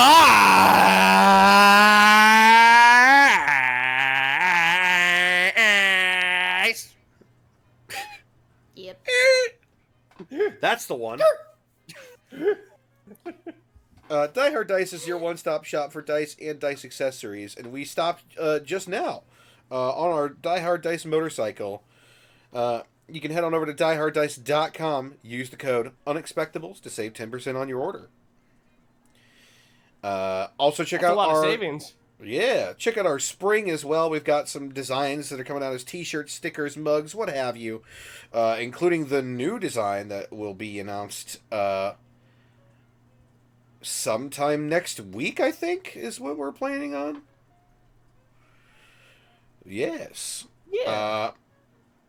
Finally, we couldn't do this week in, week out without all these bits and subs from people like you. People such as I was a car. people such as Gaijin Guba. Thank you for the raid with a party of 43. It's human Greco. There it is. That's the one. Stray Mullet, thank you for the 16 months. Magic Ninjago, thank you for the 100 bits. Oh boy, that slide moment could have turned out like the incident in Cold Steel 1. Zenlita, thank you for the 100 bits. Broke, aliens aren't real. Woke, aliens are real and have visited the planet. Bespoke, aliens are space wizards. I'm not saying the aliens are wizards. I'm saying that the aliens and the wizards have met. Maybe they are both wizards. That is all. Thank you for coming to my TED Talk. Man, I'm Pathfinders. glad I did jet that. I'm glad I did jet back in the day so I can understand what he's talking about. But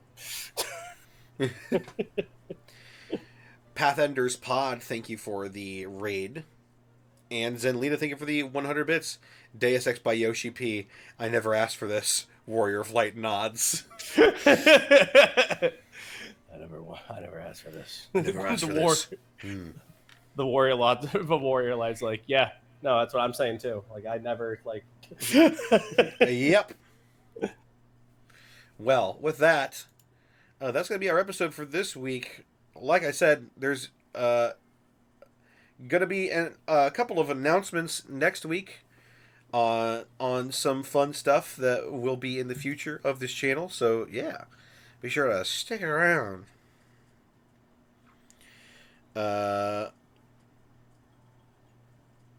With that, who should we raid? Last I checked, Bracky was on playing some Baldur's Gate. He's still It's going. It's tabletop adjacent. It is tabletop adjacent. Let's go ahead and raid Mm-hmm. Bracky. Oh, Brachus of the Zoid. That's right. I do love Brachus of the Zoid. What should our raid message be?